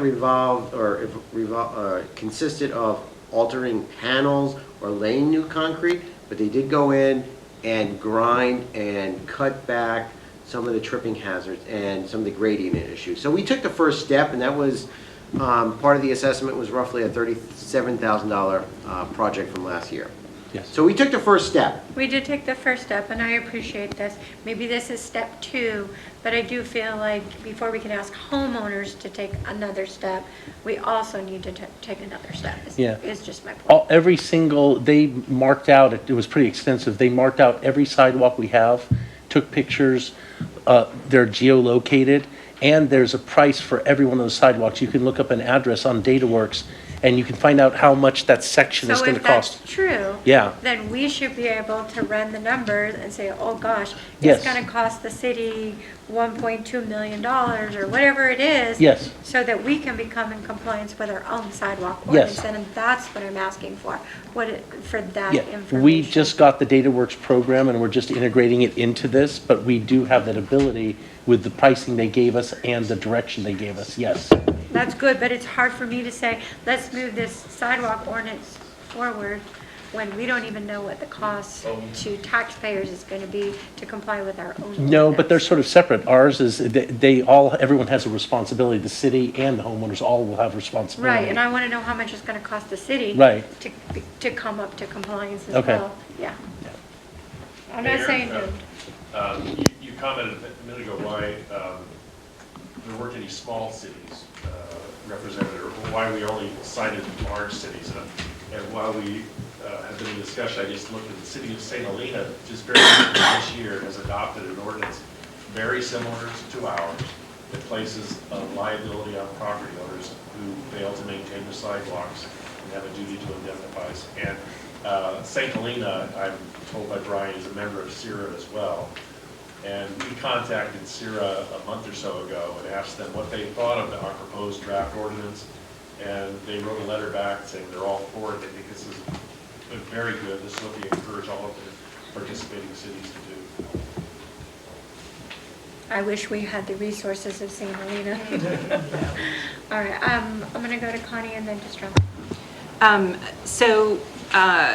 Chris and I looked into, earlier this year, we got a quote to redo the sidewalk on Wood Street that borders the Book Juggler, so from Main Street up to Loose Caboose, and our quote came in at just under $40,000.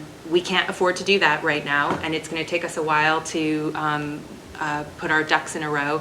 And so although I certainly appreciate the 2-year waiver for permitting. I am fearful that it's going to take many of us longer than 2 years. And by the time we get our funds together, then we're going to be slapped with permit fees.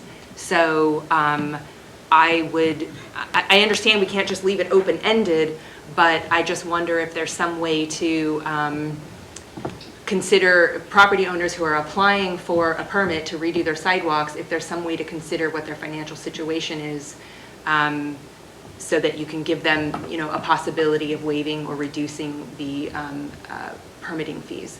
And I'm very much in favor of, as Jerry recommended, creating a fund to help property owners.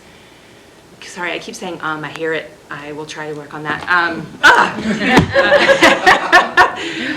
I think that that's a good idea to create a fund.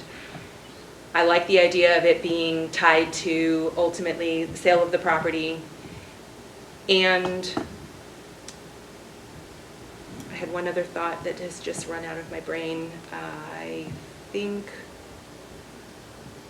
I like the idea of the 3% rebate on property taxes. So all of those are good steps to share the burden with the property owners, but also help them ameliorate their costs. I'm still a little unclear, even though we had a conversation a couple days ago about this, what that property tax refunding a portion of that to the property owner, what the real life effect of that is. Because I think it's that upfront cost that that people are going to be hit with when they get a notice that their sidewalk is unsafe and they need to fix it. They're gonna see the initial cost out of their pocket to do it. So I think some kind of well, actually, there's a couple of different kinds of effects on the property owners. One of them is all of the priority areas that make sense that for public safety and heavy pedestrian use areas and connectivity and all those good things that we as the city want to promote. We're going to be more active in trying to get those sidewalks in good repair. So that means we're going to go out and proactively send notices to people where they have unsafe sidewalks in those priority areas.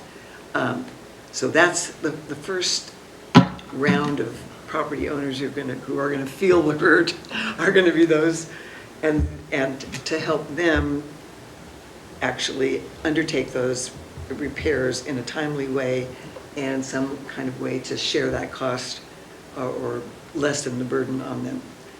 So that's the one round of property owners I'm worried about, whether they can afford to do it and how important it is to do it. The other one is that the whole city, everybody, when they either are selling their property or making a significant improvement, like $100,000 or more, like adding an extra bedroom or an ADU or whatever it is, that's going to trigger their needing to repair their sidewalk or making sure that it's in good repair. And in some places, there aren't any sidewalks. There are parts of the city that simply don't have sidewalks right now. And so I want to be discriminating about whether it really makes sense to require somebody on, say, a block or two that don't have sidewalks and aren't anywhere near our priority areas, and they're not getting a lot of pedestrian activity or routes to school or any of that, whether they could, instead of funding a sidewalk repair or a new sidewalk where there isn't one, could they contribute to a fund that could help the city offset the costs in the priority areas. So those are, it's kind of, it's a tricky area, but I do agree that we need the overall ordinance that spells out, that makes it clear the property owner is liable and needs to indemnify the city for repairing and offering safe sidewalks on their property.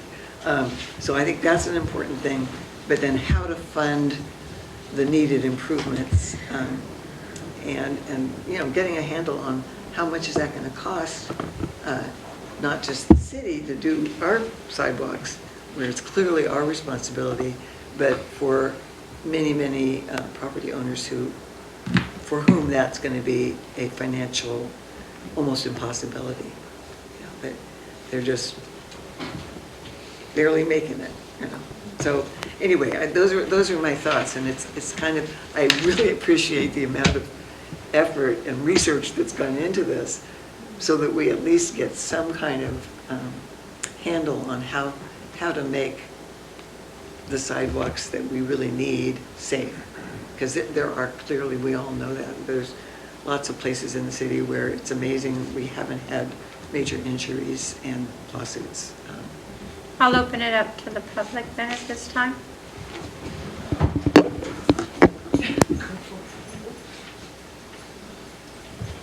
Okay, my name is Nikki Caldwell.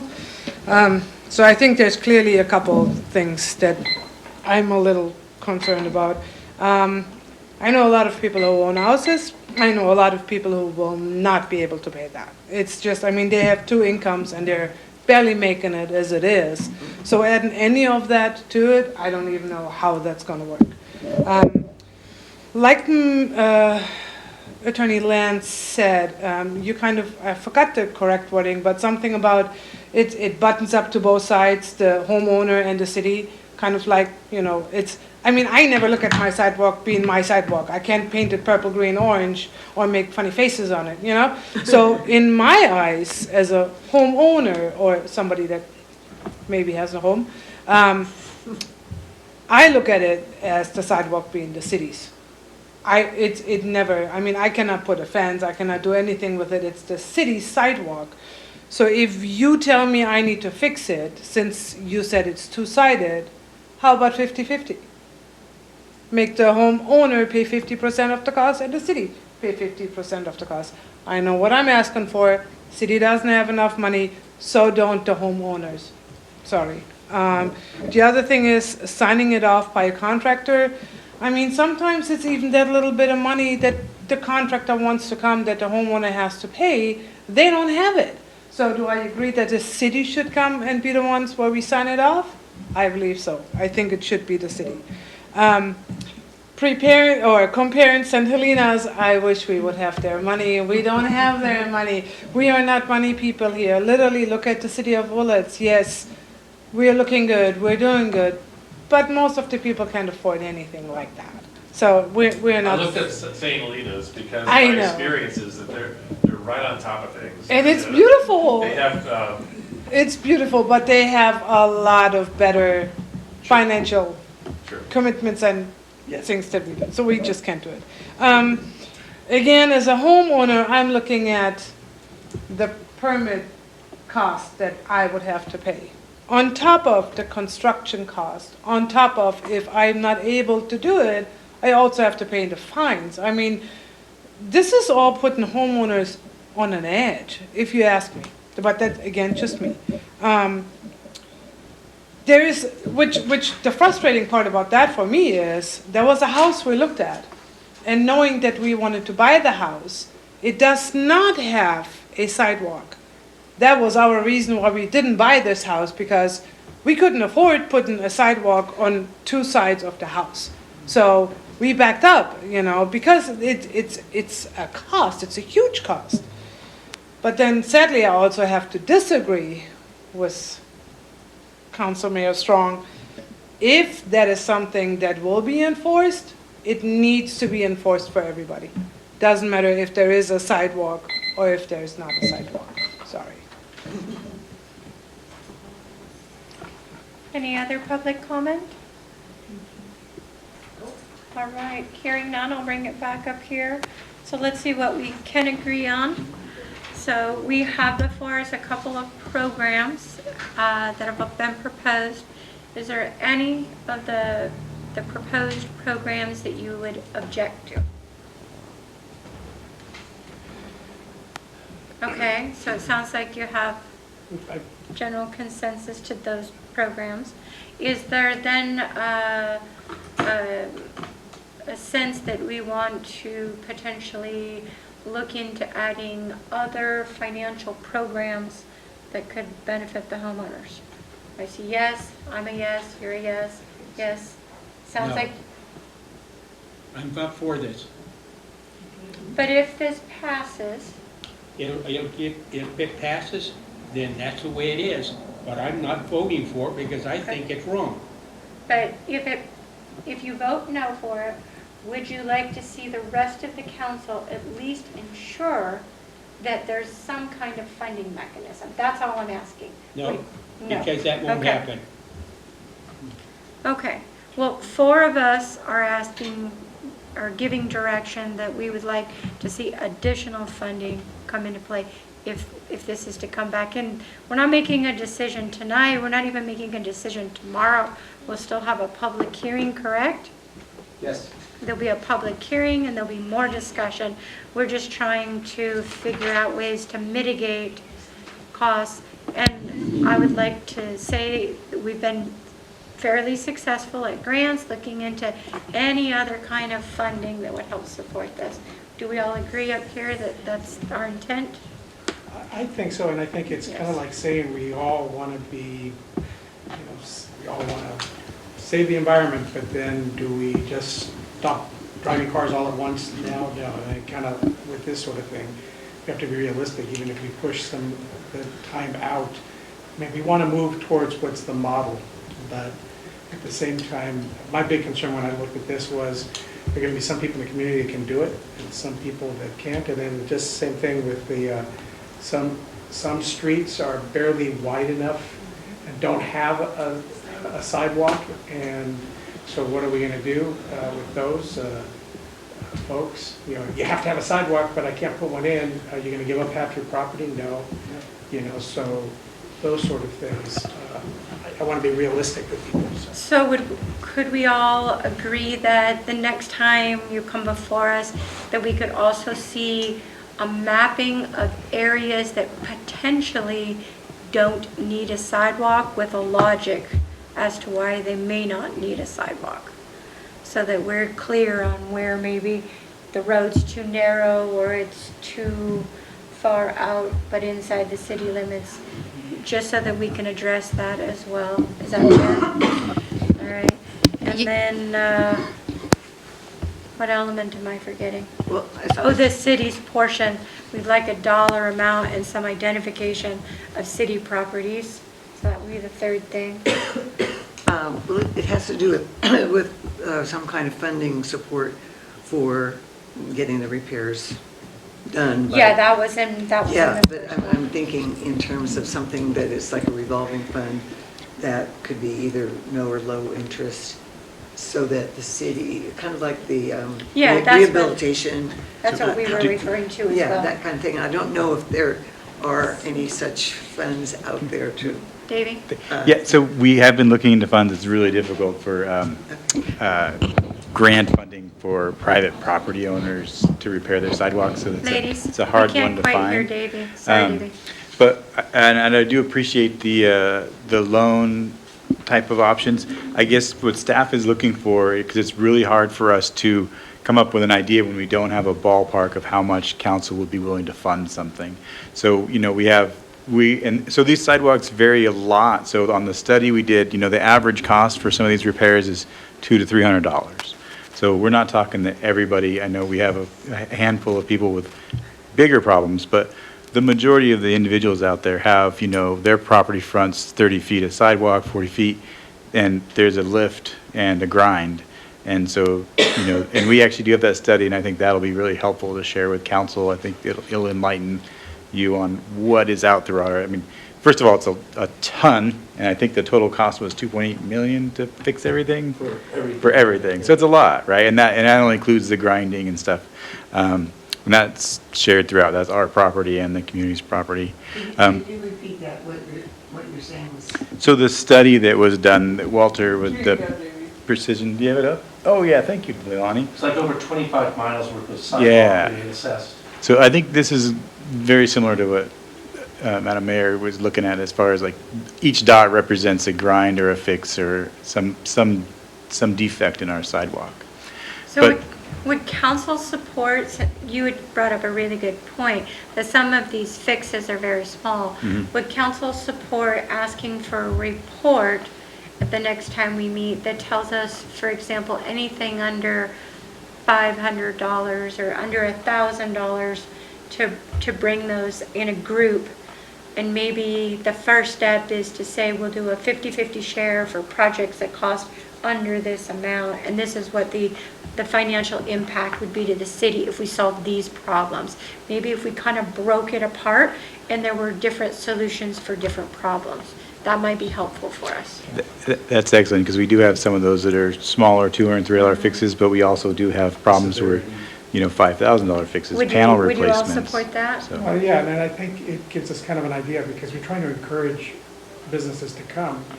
And if all of a sudden you go, well, I've got a $50,000 sidewalk bill before I even buy any stock or open their doors, then, well, if I say, see, I'm going somewhere else. Yeah. That is frustrating, but other cities do the exact same thing. And, overall, city of Willits is actually very friendly as far as our impact fees and our capital improvement fees. All those fees that we do charge people, you go and try to get the same permit in the county, or the same, build a new house in the county or the Ukiah, and you're looking at quadruple to, at least that pricing. So, overall, I know it's hard to believe that, everything's expensive, but in comparison to the other jurisdictions, we are really low cost. I think our only impact fee is our fire impact fee. We don't have a lot of impediments to stuff. So we've given you direction for a fourth item to bring back the data for that as well. Is there anything on your list that we haven't given you direction? Madam Mayor, I just want some clarification on that. I think Mr. Bowles brought up a good point, and there was kind of a range there. What is your comfort zone for the lower tier repairs? 1,000, 1,500 as the upper limit? Because, Davey was saying, some repairs could be $100 to $300. What is your range that you want to have at that cutoff for that first tier? I'm not sure what is How much does it cost? Say you have a lip and you've got to grind it down. What does that generally cost? Because I know a lot of these are just the lifting problem. They have it priced per inch. They have a formula they use. So some of them, a simple one can be $100 for one grind. So I would propose that the direction would be anything under 500. That's what I was asking for. Any objection to that? Anything under 500 is what? In the category for the data that he's going to bring back. Yeah, we're not going to do anything with it other than just look at. I'm just not sure what it is. He's going to bring back a list of all the properties that have sidewalk repairs that would cost $500 or less. And we would use, for example, we would say, we could potentially say, all repairs that are under $500, we're going to split 50-50, or the property owner is going to be required to pay everything under $500. And then maybe the next category is repairs that cost $500 to $2,500. This is how the council is going to address some kind of equity in helping the property owner solve the problem of getting it fixed. So that we don't have one formula for everything, because depending on how much it costs, it's going to affect property owners differently. Well, I guess I think the financial impact of that, if we have 1,000 ones that are 500 or less, but I don't understand the logic of splitting the lower cost with the property owner if they can afford $500. That's not. No, I'm not proposing that we split it. I'm Just to know asking the what they data, are. just Yeah. the data. And what I would like to, whatever data we come back with, is to identify how much of that work that we think needs to happen is in the priority areas, so that if we're really going to target making the walkable areas safe, we design a plan that will accomplish that, and then maybe we kick the can down the road for accomplishing the next phase, which is, what about the other sidewalks? Because I am concerned about, in particular, the priority areas. And it's not just priority areas, you're talking about the factor of cost. One of the things, those colors correspond to severity. So the ones that are most severe are the ones we should prioritize first. There's ones that are high hazard and high tripping hazards. There's ones of much lower severity. I think there was 4 different levels we have. Right, Yeah. I agree. So that has to be a part of the factor too, is that not only we look at the cost, but we're looking at the ones that are most severe that can cause the most damage.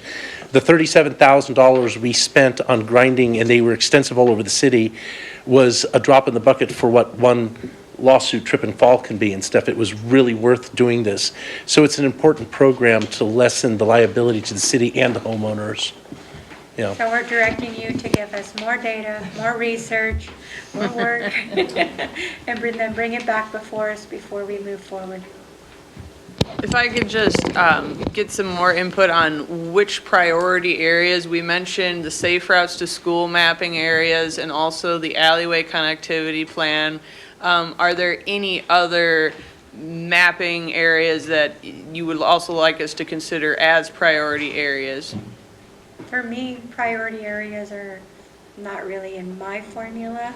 And for me, it's about cost, because I think that whether you're in a priority area or not depends on whether or not you're mobile or not.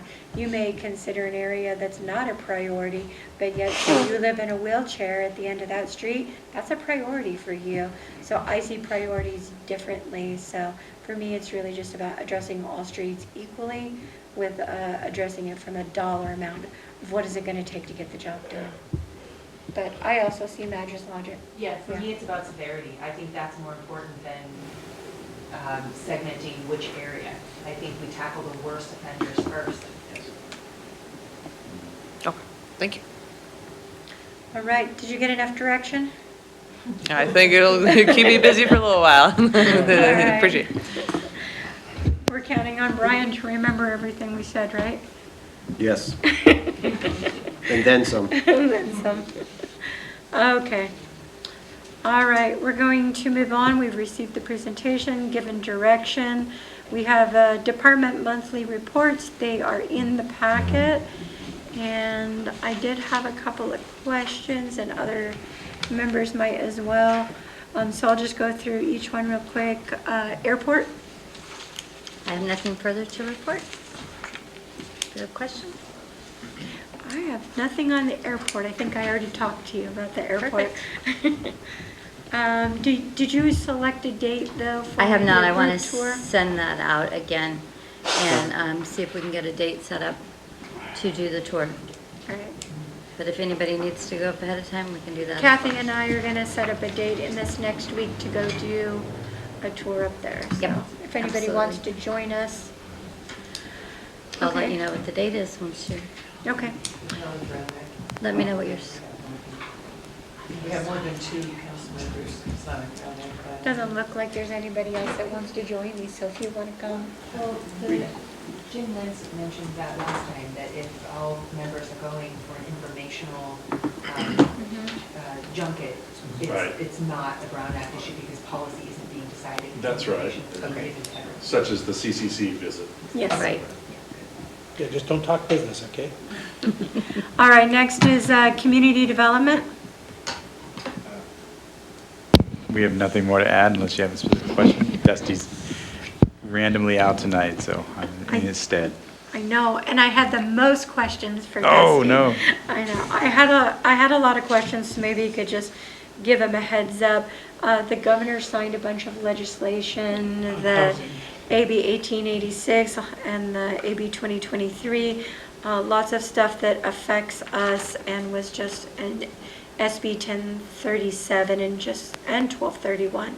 So just wanting to know a lot of information about all those new ones. It looks like they could have some impact on us about housing, and They would or will once a developer appears. So a lot of that is driven by development standard or development interest in our community. So, And also, some of them, I think we had some cover with the housing element that we have. yes. yes, that there was the housing element, so I had some housing element questions. Specifically, it talks about,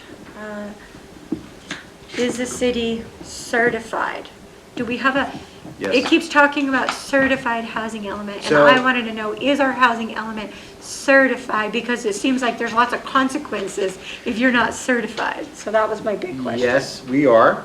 Okay. And basically what the state is trying to do is whip local jurisdictions into getting onto Okay. the housing bandwagon Yeah. to fast-track housing to allow development to occur. We are certified. Okay, because it seemed like there were lots of consequences for. Yes, For it's non- a stick and a carrot and stick type approach. Okay, and then there was also, I'm trying to find my notes for that one. There was also a grant that was coming up, and it looked like it had a short window through the end of this year with it going out to bid, or the project's being funded in March. I'm trying to find my notes here. Oh, here it is. The Home Keep, big Home Keep Plus program. Is that something that's on our radar as potentially, it has to do, there's 2.25 billion for housing, and it's to address homelessness housing. Yeah, we'll take a look at that. I know Ukiah actually took advantage of the home key. They used some of that money to buy the motel, I believe, Yeah. to reuse that. Yeah. So I didn't know if the we'll take city a look was at what. planning to apply at all for that grant, and if we're not, Yeah. I can understand why. But if we are, I want to make sure that we're talking with our supervisor to ensure that if there's opportunities for housing in the Willits area, it always goes there. And we all know people who are living across the street, that are living under the bridge. And if there's opportunity for housing, I'd really like to see something happen. I'm meeting Absolutely. with a homelessness housing group next week, and I was hoping to give them some information on what direction I could point them in for hope and possibilities. Madam Mayor, if I Yeah. may add to your comments on that specific grant, we're not well-positioned with our current programs to take advantage of that.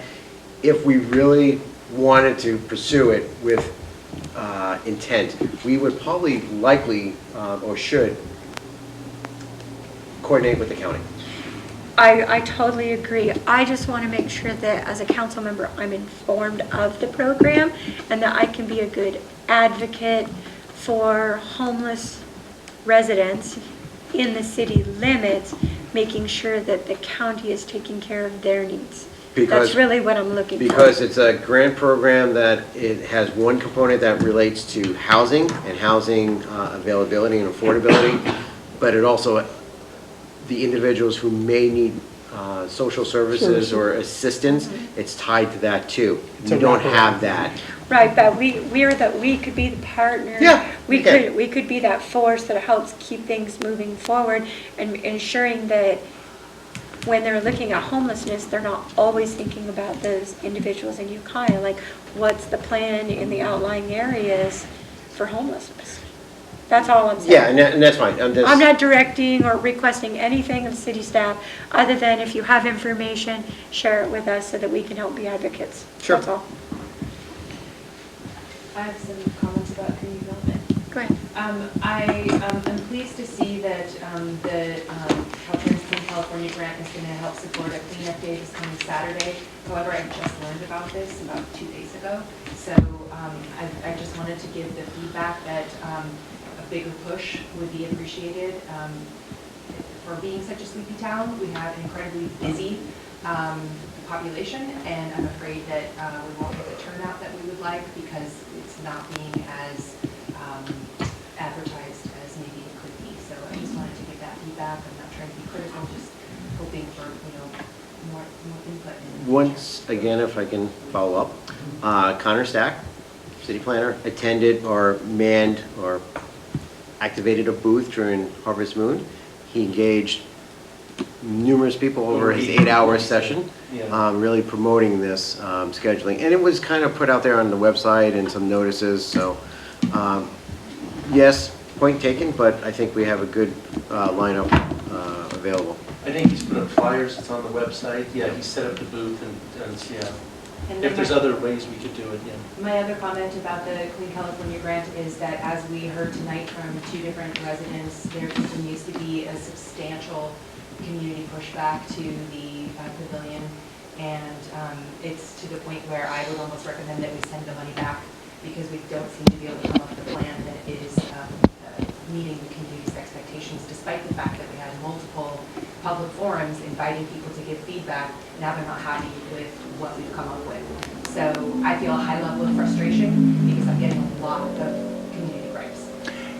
Yeah, I understand, yeah. And actually, me and Desi both had a meeting today with Michael Foley regarding the farmer's market, their concerns. Originally that, we put that in the grant because of the request from the farmer's market. So we're trying to balance all the different communities, different parts of the community that will use it for their different functions. And so nothing's going to meet exactly what one individual group wants. Obviously, some people want it bigger, some people want it moved, some people want different materials. But we did talk to Michael this afternoon, and I would recommend reaching out and talking to him again and getting his opinion now first on last week. And I guess it's disappointing, I think I voiced that to you the other day, that we talked to him, and then he writes a letter to the editor that is kind of contradictory, and I feel like we talked with you, we got your input, we're kind of trying to make this kind of something that works for everybody in the community, and then all of a sudden, I kind of felt like I wasn't feeling the love there, that if he's not for it, and we were kind of trying to help that group out to try and re-engage them there, I'd be for planting trees and dropping that at this point, if that's... So I think we are going to bring that back to council. Next council meeting. Yeah, so that was direction we got, was to engage some different community members, and particularly the farmers market group. We reached out to them and spoke to them. So we are going to bring that back to council with, what our recommendations are. And at that time, I think that's another opportunity for a good public forum. Maybe we put it out there like, hey, we're going to discuss this topic again. And we kind of sift out the final recommendations on that. I do think we do have some vocal members of the public about certain aspects of it, but kind of the silent majority, I think, would appreciate this pavilion. And we want more shade, so we added an extended 10-foot section on the one side to give more shade. We wanted this architectural feature. We have done quite a bit, as much as we can, input from the community that we've got, and it's just one size doesn't fit all, unfortunately. It's like we gotta. And if I may, I think Mr. Bowles mentioned it in his earlier comments. There was a very productive meeting this afternoon with Mr. Foley, and that we're hoping that the consensus is that we can present this in a different light to the council and the public and move forward. And I would really like to see Mr. Foley here in front of me. If we tell him, we really appreciate your presence here, because I do feel a little taken aback by this, and I know I got to be honest with you, I think staff's done a great job of trying to go out there and bring a project that does try to do the community a great benefit, but then when one of the folks we talked to isn't, I guess I want to hear his side here. Maybe the newspaper will be here and cover it so that I can pin it down. Can I ask one question, though? When you had the community meetings, was the pavilion in the original plans as big as it is now? No, originally we had a 40 by 60 pavilion, and that one of the comments was that it wasn't large enough to accommodate the farmer's market.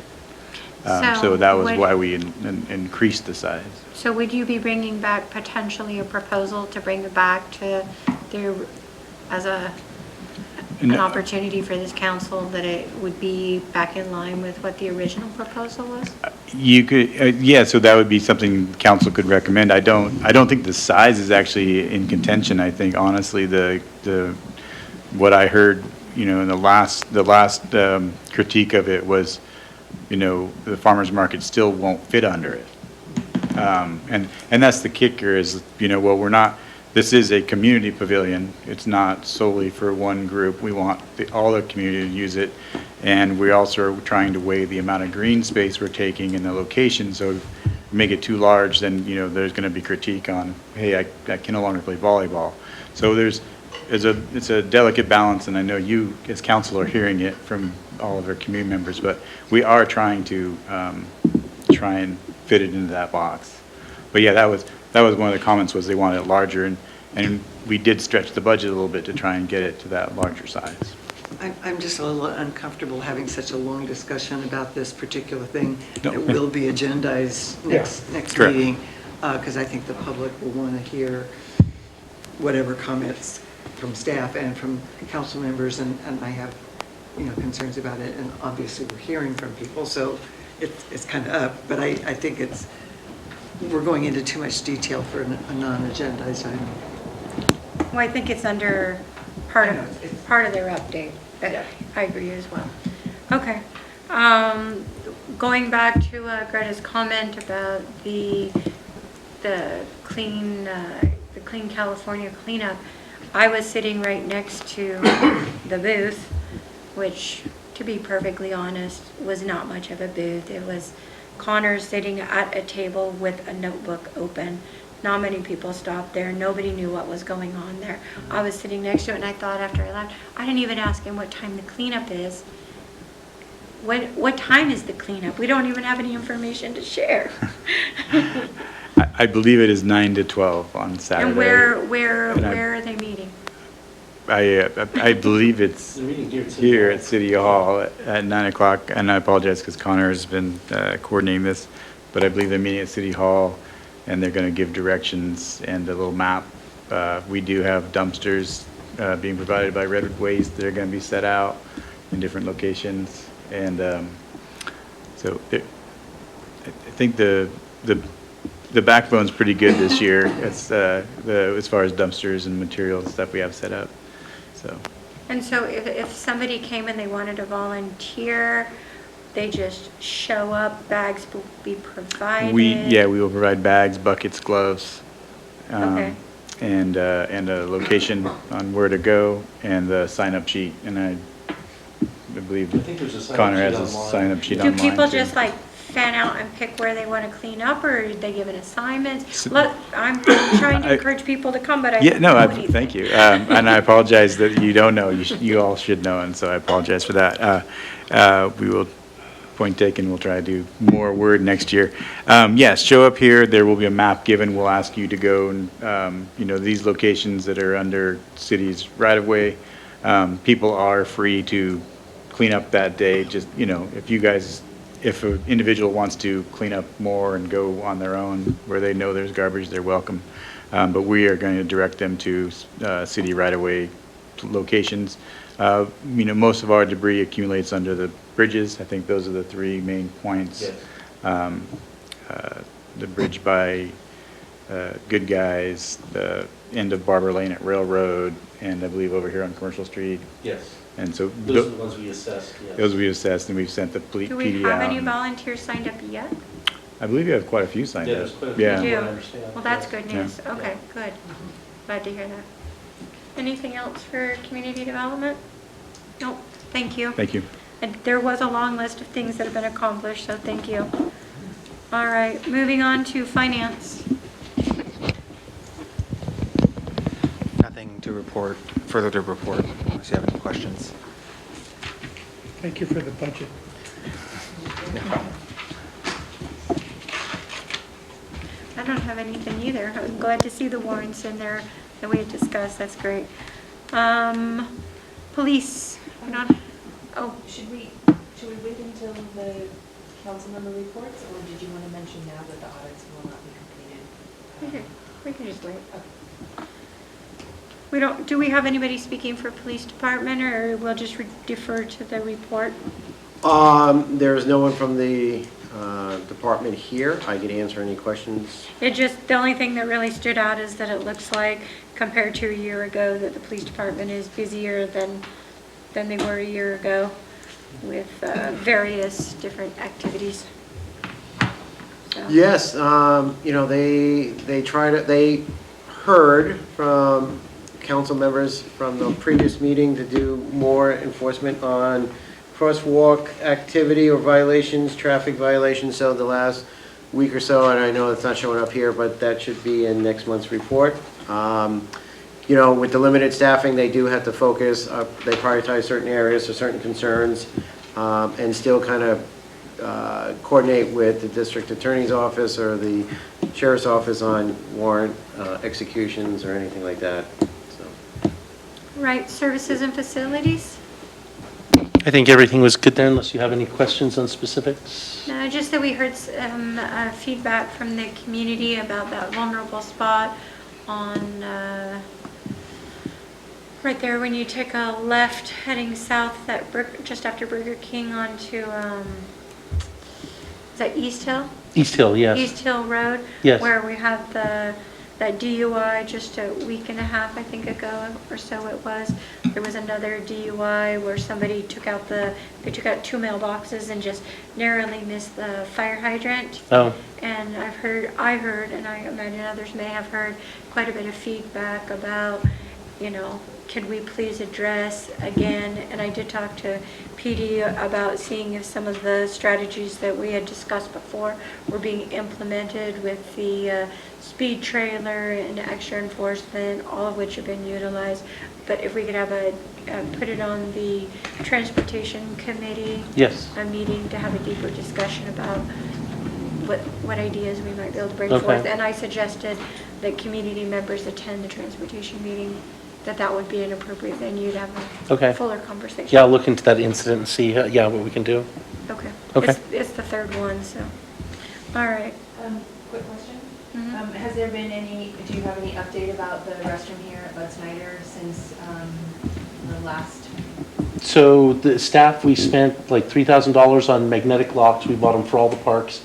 Staff, it took a little while to refit and stuff in the concrete building, but I think as of tomorrow, they'll be programmed over here, and we'll have mag locks with timers on them and new doors on there. So those will be on a timer system. We'll set it for, I believe it'll reopen at 6 a.m. and goes off at 9, I think we're looking at. And so those will be programmable and be locked up on time. Yes. So if that's something that actually can happen, that the bathrooms automatically unlock themselves. Yes. Is there a way to do that with the skate park so that the people who use the skate park don't have to wait for the PD who don't always open it first thing because they have other more pressing calls? At the skate park, you mean, or? Yeah. Yeah, we didn't have that on I original. just took a jump because you Yeah. like blew my mind with this idea that the bathrooms can automatically unlock themselves. Okay. And one of the things that we hear very often from community members is that the skate park doesn't get unlocked early enough in the morning. You mean the skate park gates itself? Because it doesn't, I mean. Is there a way There's to just a maglock chain that? around the, Yeah, yeah. yeah, we've never had that come up and stuff. I suppose a mag lock could be put on there. I mean, they could jump over it if they want, but yes, I mean, they're programmable locks. We'd have to look into that, how that would work. Because it has been an ongoing thing for a few years that the PD are responsible for opening The only- the skate park and they don't always get to it first thing because they have more important business to do. See, these locks, I would have to look into that. These locks have a proximity sensor so that when people are inside and it locks up in a timer, we'd have to put some sort of structure there to house that, some of that infrastructure and those in the bathrooms, they're hidden behind service walls and things I like was that. throwing We in can look at that and see, no, we can look at it. You need power, right? Yeah, they do need power. I mean, there are some solar variations. We'll look into it and see. Rheta, now you got me excited because every day I drive down to the ball fields at 5 o'clock, I unlock the restrooms, and at 7:30 at night, I have to go back and lock the restrooms up. So if that's an option over there, I want it too. Well, eventually we could on all of those. The next one, yeah, is Rec Grove. We have the locks for there, and we'll start doing that. But we could look at other locations too to incorporate that. Okay. Yeah, okay. All right. Oh, sorry, we're giving you all more work. Hold your feet to the fire. Anything for utilities? No, I think we're good, unless you have any questions on that. All right. City council announcements, communications, and reports. I will start with Councilmember Connie this evening. Attended the finance committee meeting last week. The news there is that our final audit that we're trying to get caught up on is delayed. So we have also delayed the Measure K oversight committee meeting because we don't have finalized audit for that. So it looks like we're probably going to do that instead of doing that in September or October. We're going to move that to January. We're going to be a new council seated and potentially new members on the finance committee and Measure K oversight committee. Transportation. Oh, transportation meets tomorrow. And I did participate in a cleanup in Ukiah last Saturday morning. Supervisor Mulhern organized a massive cleanup of a really disgusting dump site under the underpasses at North State Street. And 6 community members showed up, and then 2 more showed up, one with a backhoe and one with a bobcat, and not solid waste, what are they called now, CSW, RCS? Redwood Waste Solutions. Redwood, RW. They provided a dumpster, and so all of us little ants got up onto the hillsides under the bridges and pulled all the grossness out, and then the guys with the big equipment came and scooped it up and threw it in the dumpsters, and we were done in 2 hours, and it looks amazing. It went from being a toxic horror show to like a normal hillside. So I just wanted to shout out to Supervisor Mulhern, who puts her money where her mouth is and gets dirty and gets it done. Nice. Sounds like that's what's going to happen Saturday. No backhoes. All right. Toxic horror show. It was so gross. I bet it was. All right. Councilmember Strong? So I guess tomorrow morning at 9, I think, is that right? I think 9 o'clock tomorrow morning is the Mendocino Solid Waste Management Authority. And so I will attend from here in case anyone is interested in that. And then the first Thursday of October, which I believe is the 5th? I'm not sure. Is it the 5th? Anyway, Thursday at 9 is, in October, is the Sonoma Clean Power meeting, and that's the only stuff coming up. Councilmember Strong, the last notice I received from Mendocino Solid Waste Management Authority was for September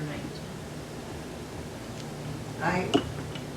I've been confused about that because they had requested another meeting, and I think I got another notice that it was going to happen tomorrow. But maybe if you have not noticed it, or, provided. I haven't posted anything. Yeah, well then maybe that was instead. But there was a concern that it was scheduled in late October and that was too late. Maybe that is going to go back to that. Thank you for telling me that, because I found the emails to be confusing, and I should have checked. Sonoma Clean Power is definite. They are the first Thursday in October, so that one is happening. Stransky? I have a wastewater meeting on Friday, the 22nd at 7th. And Jerry will fill us in on all of these things, and I'll be there, but... When is it? Because I didn't think... Friday. Friday the 27th. This Friday. Oh, okay. Are you available?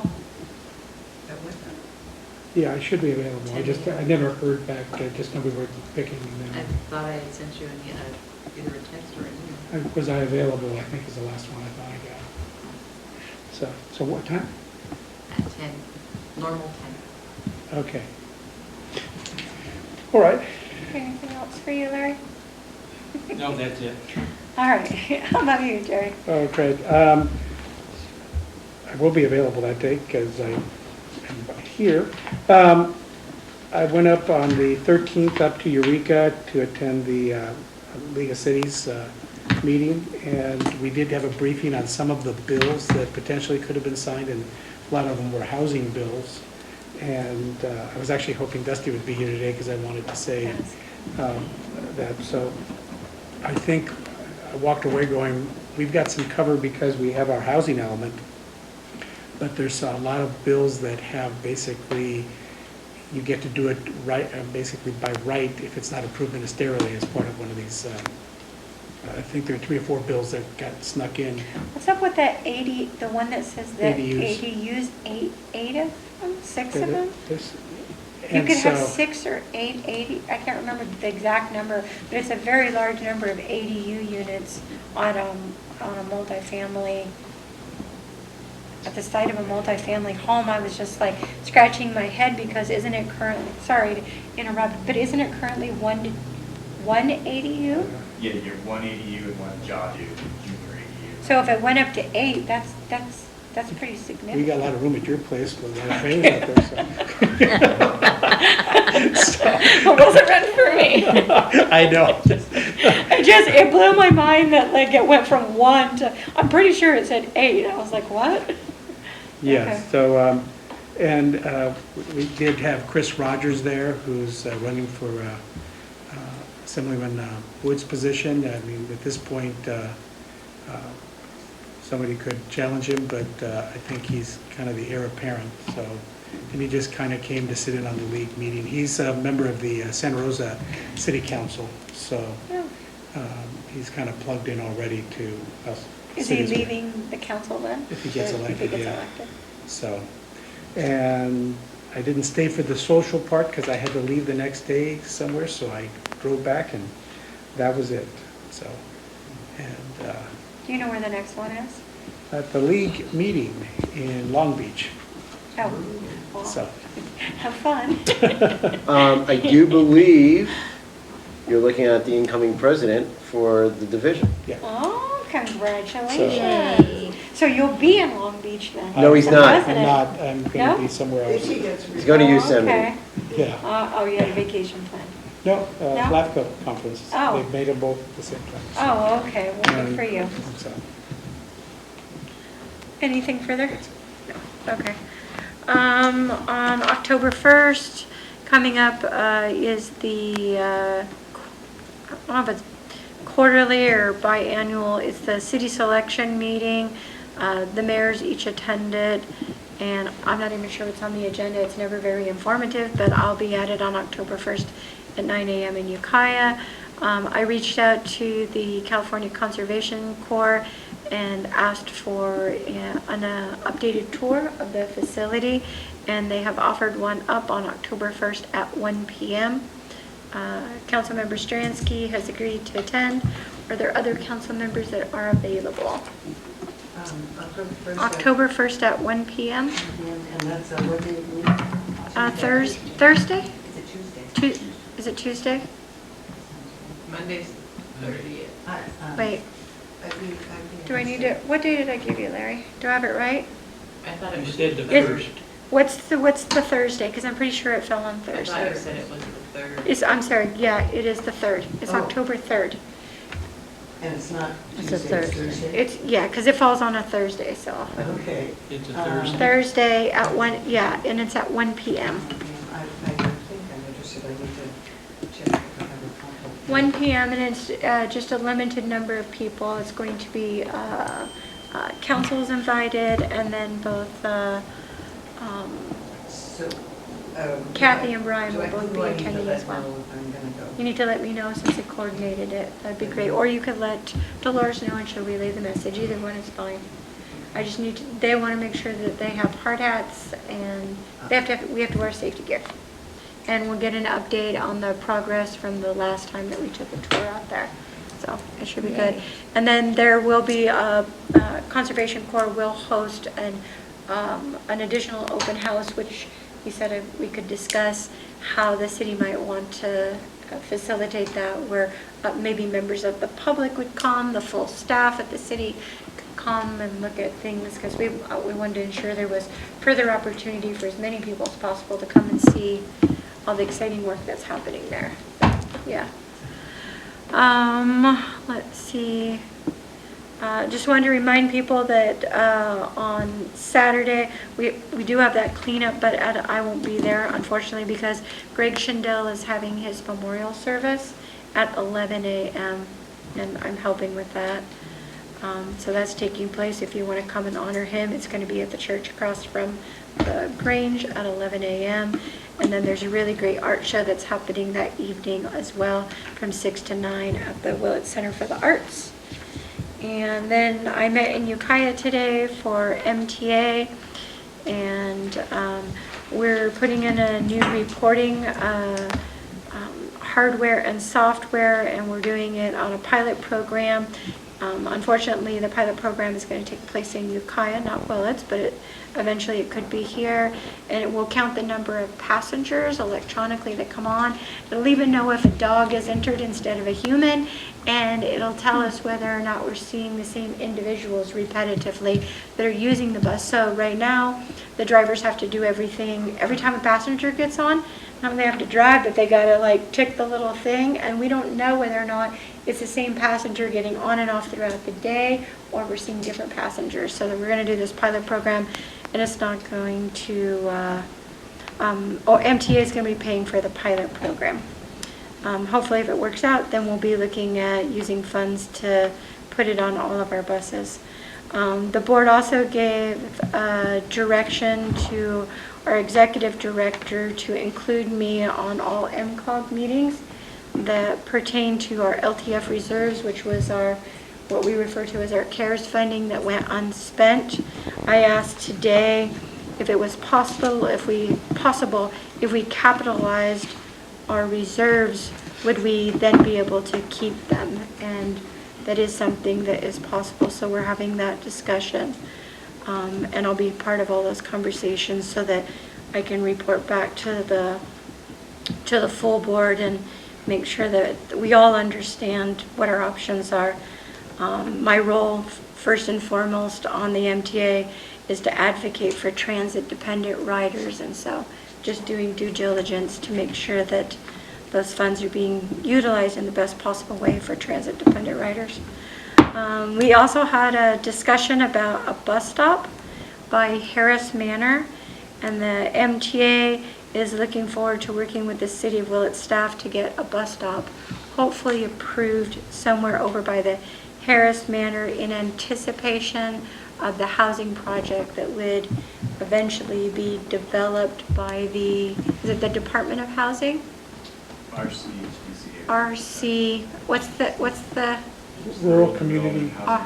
Thank you. So many. Yeah, and that project is going to go in on the south end just beyond, and we want to make sure that we know that those people will be vulnerable. We don't want them walking. We want them to have access to public transportation, so we're already planning. There has been some thoughts that maybe the bus, or there was a request made of us that the bus potentially stop on Margie Drive, and the MTA doesn't feel like that's the best location. We don't think that, we don't want people walking that far. We don't think that that's a good stop, so we're hoping to work with the city to make the stop further to the south, closer to where the housing development would be, and it would also be a better turn, safer turn for the bus, maybe down there by the church. So just some thoughts throwing it out there. Can I ask an MTA question? Yeah. Jane Redhouse has approached me and asked if there is a possibility of removing the bus stop that's in front of their business, since there is a downtown bus stop just a block away in front of the title company across from the post office. They have had several complaints from community members that it's hard to park, it's hard to pull into their parking lot. So if there were more parking available in front of their location, they would be happy. So I said I would pass along the concern to you. That's a good one. I think the first step would be to put it in writing and submit it, so that I could certainly bring it up at the next meeting. But it would be nice if they could, since I'm in the chair, if they could bring it directly to me, so that when I put it officially on, that I've had some first contact, or just write a letter and send it in, or send it to me so that I can bring it forward, so that Jacob can look into it further. Yeah, I mean, that one doesn't stand out. I mean, we've got one right here, and then we've got one right there, so that doesn't seem like it would be a huge thing, but there could be things that I'm unaware of in terms of ridership or access, so, but we could have discussion about it. Thank you. And then my other comments are just comments from the community, complaints about abandoned vehicles. We have quite a few abandoned vehicles on city streets, and we even have some trailers throughout the city streets where people have put covers on them, or they're just parking their trailer with nothing hooked up to it. So just, I've heard feedback that people would like to see some enforcement with that. Just report that to code enforcement, and we work with the police department. Case by case. And we will take care of it. I've told people to go online. I think a few have filed forms and others haven't. Yeah, you got it. Okay. You got it submitted, so we know about it. And then also concerns about Railroad Avenue getting worse, from the road deteriorating to the train cars taking forever to leaving, to the overgrown grass, to the rundown homes, and reports of drug activity around the old location. I think it's East Valley, where the old food bank location was. So just that neighborhood is starting to feel like it's becoming a bit of a nuisance, and neighbors and people who don't even live there just drive down there would like to know what I'm going to do about it. And so in turn, I'm asking you, what can we do about it? We did receive the asbestos report testing that Phil Davison has been coordinating with. At least the railroad cars that we have responsibility for do not look as dangerous. There is asbestos material, but it's not going to be overwhelming for their removal. So yes, we are working with the Great Redwood Trail Association, Skunk Train. Like I said, we have a plan in place, and it's falling into place with all the parts. And the other issues you identified, the property abatement, we'll work with Mr. Davison to get something going. I did hear that, I just heard today that somebody who needed to fix up their home and didn't have the funds was very grateful, because he was out giving out, Davidson was out giving out notices about the grant program, and this particular individual had applied for a loan, I think for about $40,000, and was excited that they're actually going to be able to take care of their home. And without that program, there's no way that they would be able to do the work. And they were thankful, and they said, I don't know why they just came looking at us. And I said, well, you know, that was part of the program, was going out to those who needed it first, because they said otherwise they felt like they wouldn't have been in the know, because often grants sometimes are dependent on being in the know. So they appreciated the advocacy to seek them out so they could be in the know. All right. Good and welfare? It is homecoming this Friday. And also the senior center is doing a drive-through chicken dinner. Chicken dinner. Yes. Have a flyer in my purse. Okay. Just another reminder that on Sunday, October 6th, starting at 4 o'clock, is a candidates forum, and we'll be having the candidates for city council starting at 4, and then the candidates for the District 3 rep to the Board of Education countywide board at 5 o'clock, and at about 5:20 will be the Willits Unified School District Board candidates. So it's all focused on our local elections here, and kinds of races that often people don't get enough information about. So I'm excited to, it's a co-sponsored by Bell, Chamber of Commerce, League of Women Voters, and Mendocino Women's Political Coalition, and the Grange, who is hosting it there at the Grange. Sunday, October 6th, 4 o'clock. All right, and with that, we are going to close the open session and go to closed session, at which time we will confer with labor negotiators pursuant to Government Code 54957.6 in regards to the employee organization management team. We'll report back out and let you know if there was any action taken. Thank you, Jim. Have a good evening. We're going to convene back to open session. It is 9:50. We have nothing to report out. All we did was give direction in closed session, and I'll call this meeting closed at 9:51.